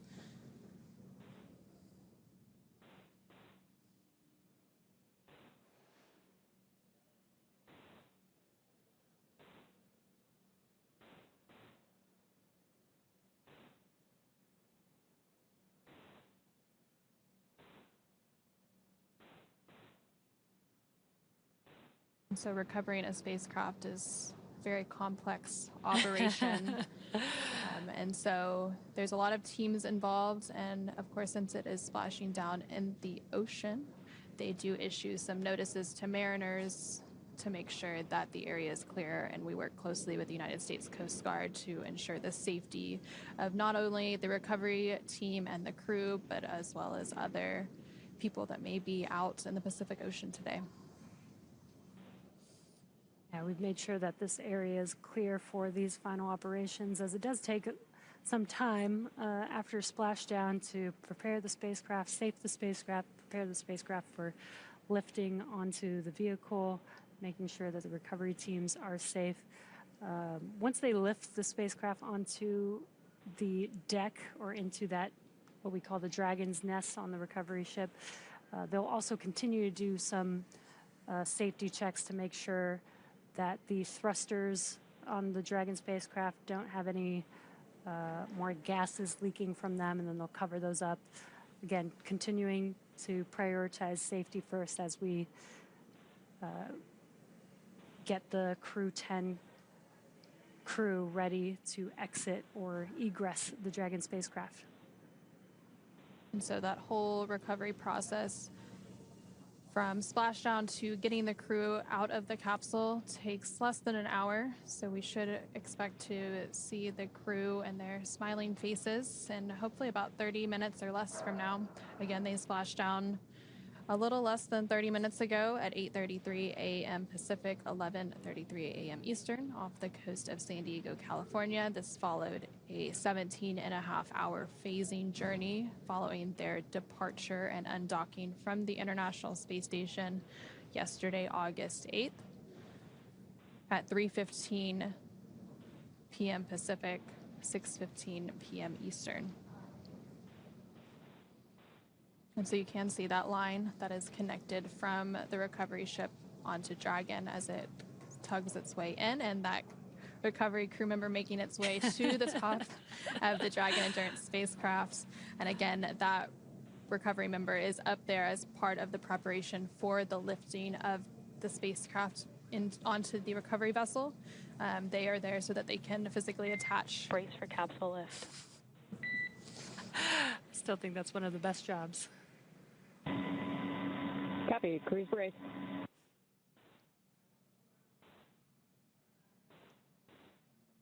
So they have physically attached those hoist rings and connected the lifting lines, and now they are preparing to lift the Dragon Endurance spacecraft onto the Shannon recovery boat momentarily. And you did just see that live look of the recovery member as he jumped off of the spacecraft and into the Pacific Ocean, and is now back on one of the fast boats. And those fast boats were some of the initial recovery ships or recovery vehicles out at the splashdown location. And again, we heard those comms to the crew, notifying them to prepare for the lift. Again, they can't see very much outside of the spacecraft, so knowing what operations are happening helps them understand what those moves that they're feeling are, so they know what to expect.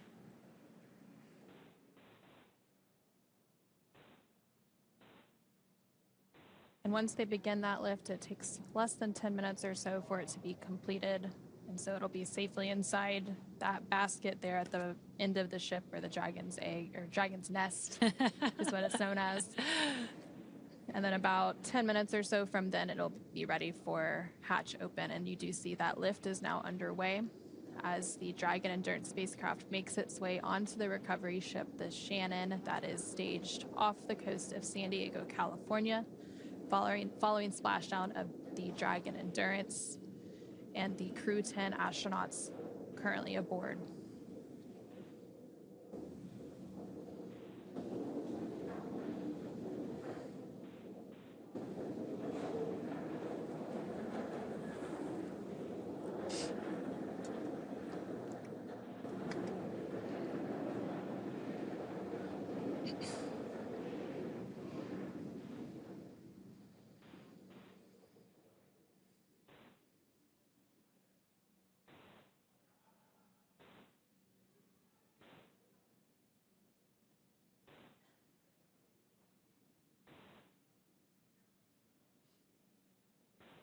And as this is happening, the crew is still strapped in to their seats with the 5-point harnesses, and they'll remain strapped in through the translation of the spacecraft to the deck and until the medical officer actually greets them. Then they will begin to unbuckle themselves and start egressing the spacecraft.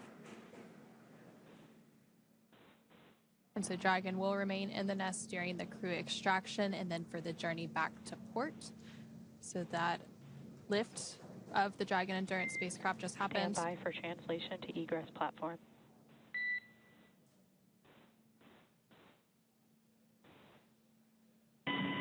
Dragon copies.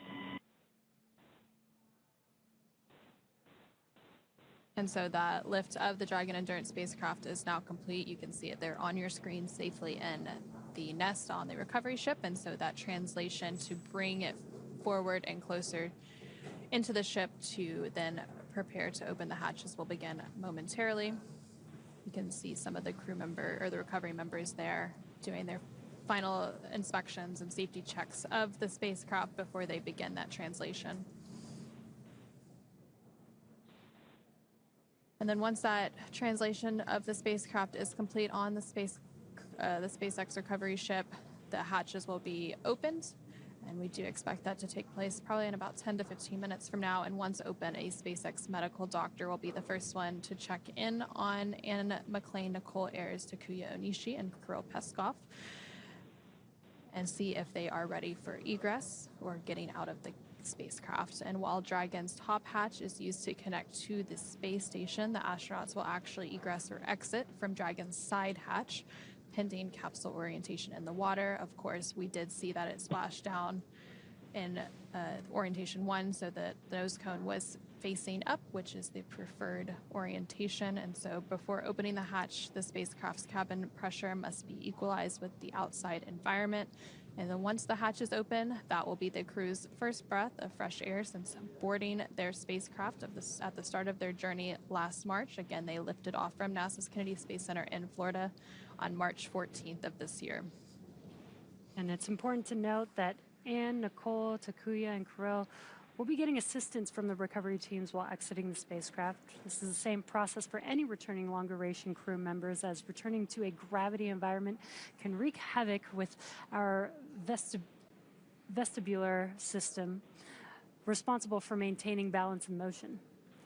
Safety is our #1 priority with this operation, so you'll see the crew members helped out of the spacecraft one by one and assisted the few feet to the medical quarters aboard the boat. And if you've ever watched crews return on a Soyuz, 2 of our crew members today had actually previously flown on a Soyuz, and McClain and Takuya Onishi. This is the same process as when astronauts are carried from the Soyuz capsule to waiting chairs on the steppe of Kazakhstan and then carried to a waiting medical tent. This is also the period where any time-critical cargo can be recovered from the spacecraft, with the remainder waiting until the ship is back in port. Once the ship and spacecraft return to shore, the recovery team will perform additional inspections before loading Dragon onto a flatbed truck at the SpaceX facility in Cape Canaveral for post-processing. And so we mentioned earlier all of the science and research that Crew-10 conducted during their 5-month mission aboard the International Space Station. So in addition to some of the physical and biological science experiments that they conduct, they too themselves are human research subjects. So a lot of teams work to gather samples from the crew throughout their mission to see how the microgravity environment of space actually impacts the human body. So NASA does have the Human Research Program, which is responsible for a lot of that science and investigation. But of course, there's also researchers outside of NASA that use the microgravity environment aboard the International Space Station to conduct their science and research. We do have the International Space Station National Laboratory that helps to facilitate a lot of that other research as well. And those research experiments, especially with the human body, are extremely important, especially for, we call these long duration missions 5 to 6 months long, but if we're going to be going to the moon, planets like Mars, we're going to need to stay a lot longer, and we're going to need to know how to keep the human body healthy throughout that time. What happens in these microgravity environments, and how can we better prepare the humans for going on these even longer duration missions? So the International Space Station does serve as sort of a testing and proving ground for NASA's future Artemis missions to the moon and then on to Mars. Of course, we can't necessarily do all science and research in the microgravity environment due to various factors. So teams on the ground also do what are known as analog research experiments. Also, a lot of that is based out of our human research program. So one of those, known as the Human Exploration Research Analog, or HERA, does some isolation and confinement research inside of an analog setup that's supposed to simulate a spacecraft. Another one of those analogs is known as CHAPEA, or the Crew Health and Exploration Research Analog, which actually simulates a stay on the surface of Mars for about a year. So while this International Space Station does do a lot of great research, some of that research can also be done on the ground in preparation for those long-duration exploration missions to the moon and Mars. And you can see on your screen, the Dragon spacecraft is now translating forward to that deck that we saw earlier. Again, that deck is the height just below the hatch, which will make it a lot easier for the crew to egress the spacecraft.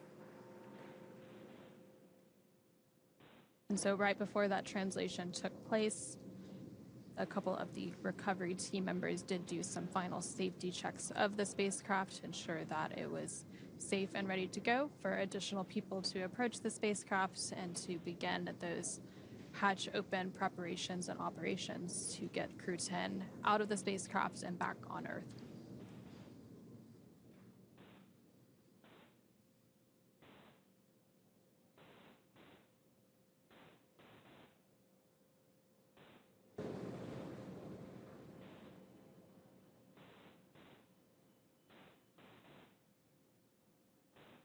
And for those of you who are just joining us, Crew-10 did safely splash down about 40 minutes ago off the coast of San Diego, California, aboard a SpaceX Dragon spacecraft known as Endurance. Endurance did fly on 3 previous missions, Crew-3, Crew-5, and Crew-9. So this was the 4th flight of the Dragon Endurance spacecraft. It launched to the International Space Station about 5 months ago on March 14th from NASA's Kennedy Space Center in Florida. Following that launch, it had a journey to the International Space Station where it was then docked and remained for about 5 months for all of that science and research that Crew-10 conducted. And then yesterday at 3:15 p.m. Pacific, 6:15 p.m. Eastern, Dragon and the Crew-10 crew safely undocked from the International Space Station and made their way back to Earth. They had an about 17.5-hour journey from that undocking until their splashdown, which again took place at 8:33 a.m. Pacific, 11:33 a.m. Eastern today.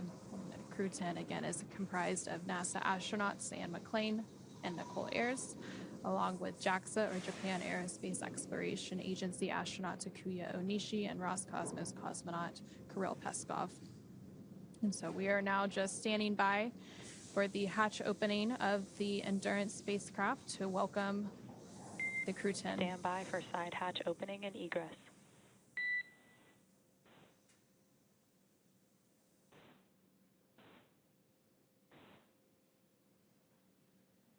So that hatch on the Dragon Endurance spacecraft is now open, and teams are working to get Crew-10 out and back on Earth. Again, they will be initially checked out by a SpaceX medical director. You did just see him go in there a moment ago to make sure that they are feeling okay and are ready to egress or exit the spacecraft. We are also seeing the recovery crew install that hatch seal protection. This helps protect both the seal of the hatch on the spacecraft as well as the crew as they're exiting the vehicle. And so that hatch was officially opened at 9:10 a.m. Pacific, 12:10 p.m. Eastern Time, following a splashdown at 8:33 a.m. Pacific, 11:33 a.m. Eastern off the coast of San Diego, California. Again, they are doing some initial medical evaluations, and then they will be prepared to egress or exit the spacecraft and take their first breath of fresh air. Again, they will be assisted out of the spacecraft. That is completely normal. And then from there, they will go just a few steps and to do some additional medical checkouts. And then after the egress is finally complete and all 4 crew members are out of the spacecraft, they will take a helicopter back to dry land. And then from there in California, they will then board a NASA plane and make their way back home to Houston, Texas. You can see the recovery team again preparing for that egress or exiting the spacecraft. They are using some aids. There's going to be a little bit of a ramp to enable the crew to easily exit the spacecraft. Instead of taking that large step, they can use that ramp to exit.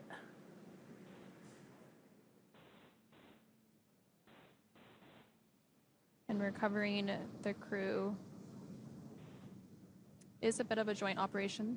So we do have team members from NASA's Flight Operations Directorate out there, as well as NASA's Commercial Crew Program, and some flight surgeons from the NASA and international partners that will be prepared to retrieve and receive the crew following their egress or exit from the spacecraft. So it'll be nice to see some familiar faces, friendly faces, as they've worked with all of these teams in preparation for their space flight, and they will be greeting them upon their return.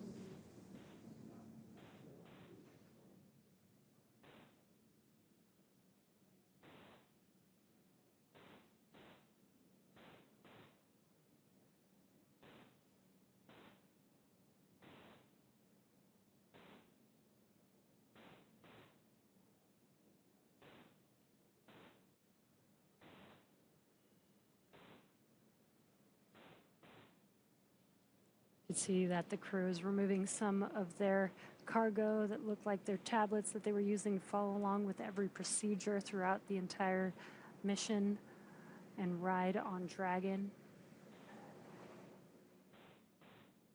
And after the crew is extracted or egressed out of the spacecraft, they will remove some additional cargo that's time critical. Often that is cargo that needs to be chilled for whatever reason, scientific samples and such that need to be in a specific environment. So that will be immediately offloaded after the crew exits the spacecraft, and then any additional cargo will be offloaded after it makes its way back to port off the coast of San Diego, California.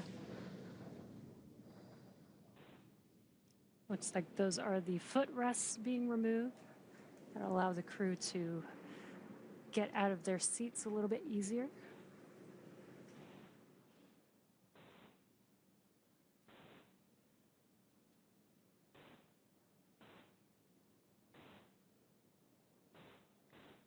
You do see one of those beds or slides that they use to help extract the crew, so we should see some of that egress taking place momentarily.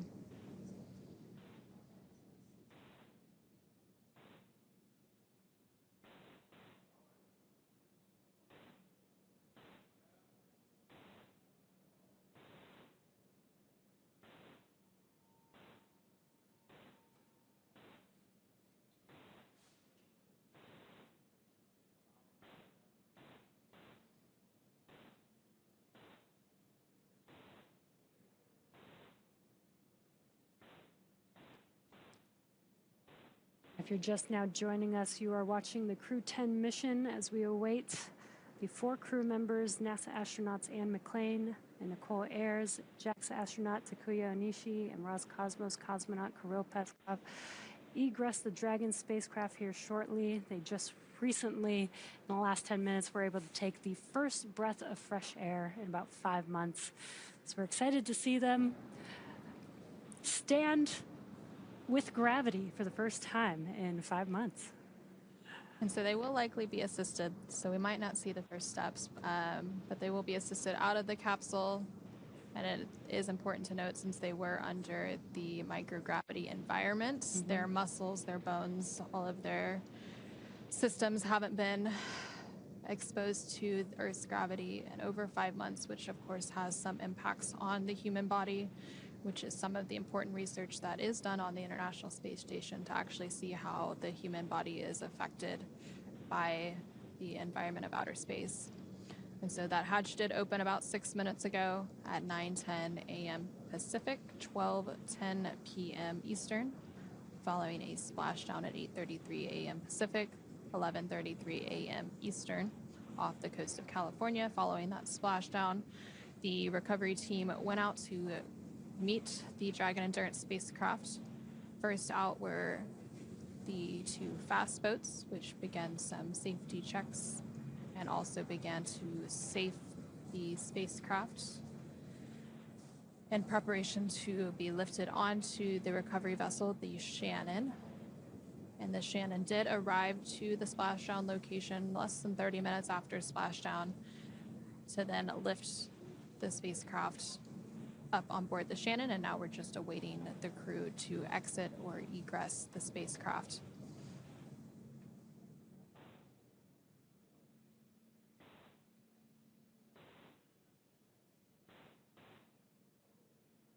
It does look like they are preparing for that crew egress here in just a moment.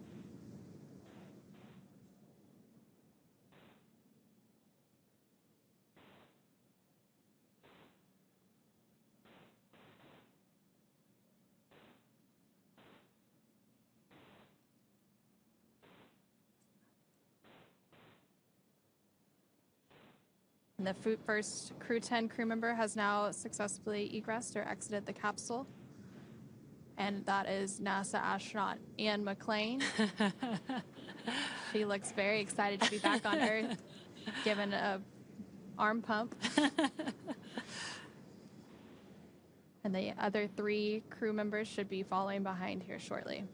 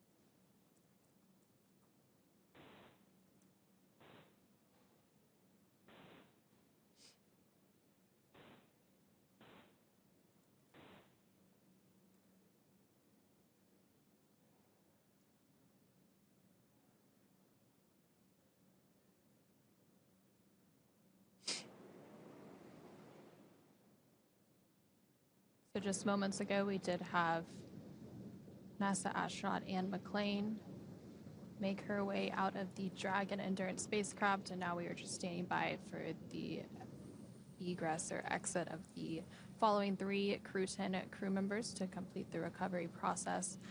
So we are standing by for the egress of NASA astronaut Nichole Ayers, JAXA astronaut Takuya Onishi, and Roscosmonaut Kirill Peskov.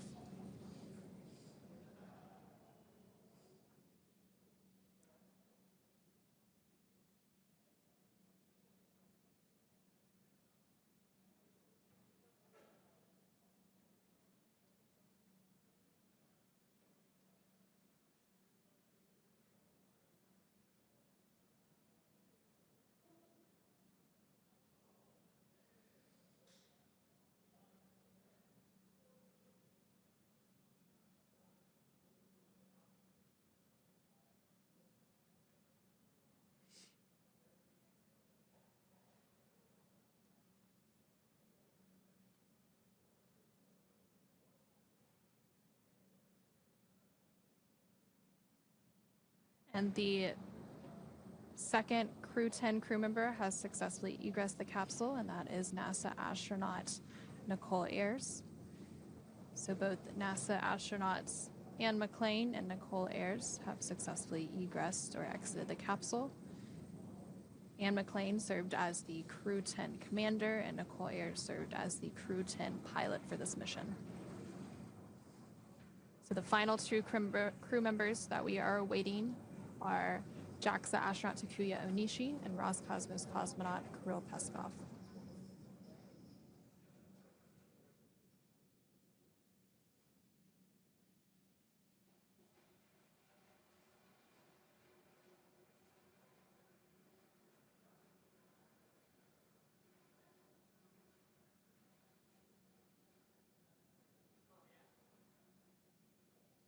You did just see them removing 2 additional foot restraints, likely preparing to egress the final 2 Crew-10 crew members.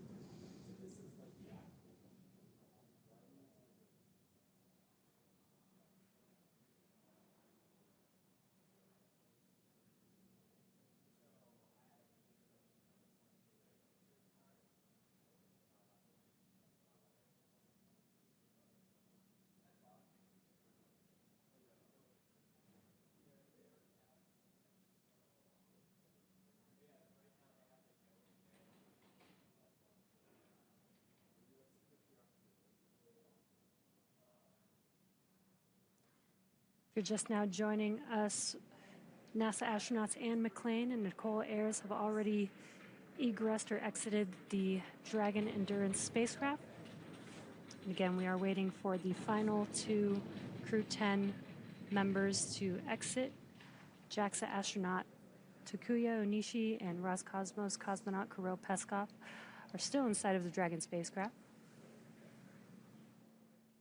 And so the crew did complete a 148-day mission, with 146 of those days docked to the International Space Station. During that time, they completed more than 2,300 orbits around the Earth, traveling more than 62.7 million statute miles. And NASA astronaut Anne McClain, who was the first to exit the spacecraft, has now totaled 352 total days in space. This was her second space flight. Her previous mission was aboard a Soyuz spacecraft. And then this was the first space flight for NASA astronaut Nichole Ayers, who was the second to exit the spacecraft. So she now has 148 days in space.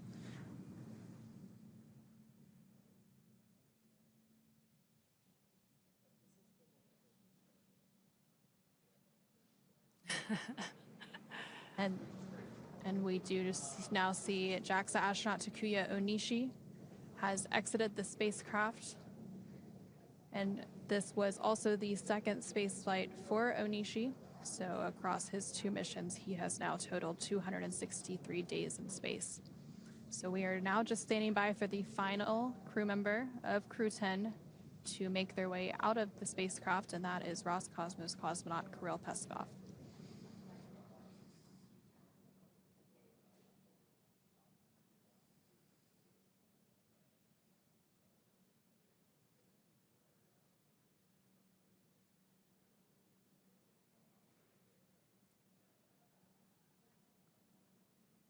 To recap a little bit, the Crew-10 mission launched aboard a Falcon 9 rocket inside a Dragon spacecraft, which you're now seeing on your screen. That launch took place from NASA's Kennedy Space Center in Florida on March 14th.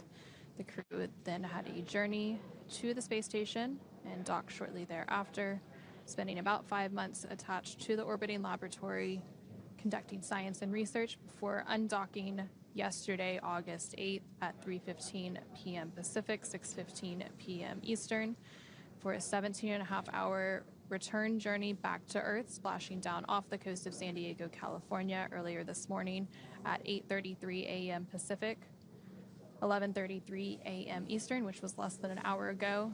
And they are working to egress the final crew member. The initial 3 crew members have already safely exited the spacecraft, And those are NASA astronauts Anne McClain and Nichole Ayers, along with JAXA astronaut Takuya Onishi. So the egress of Roscosmos cosmonaut Kirill Peskov is now underway, and you can see him making his way out of the spacecraft right now.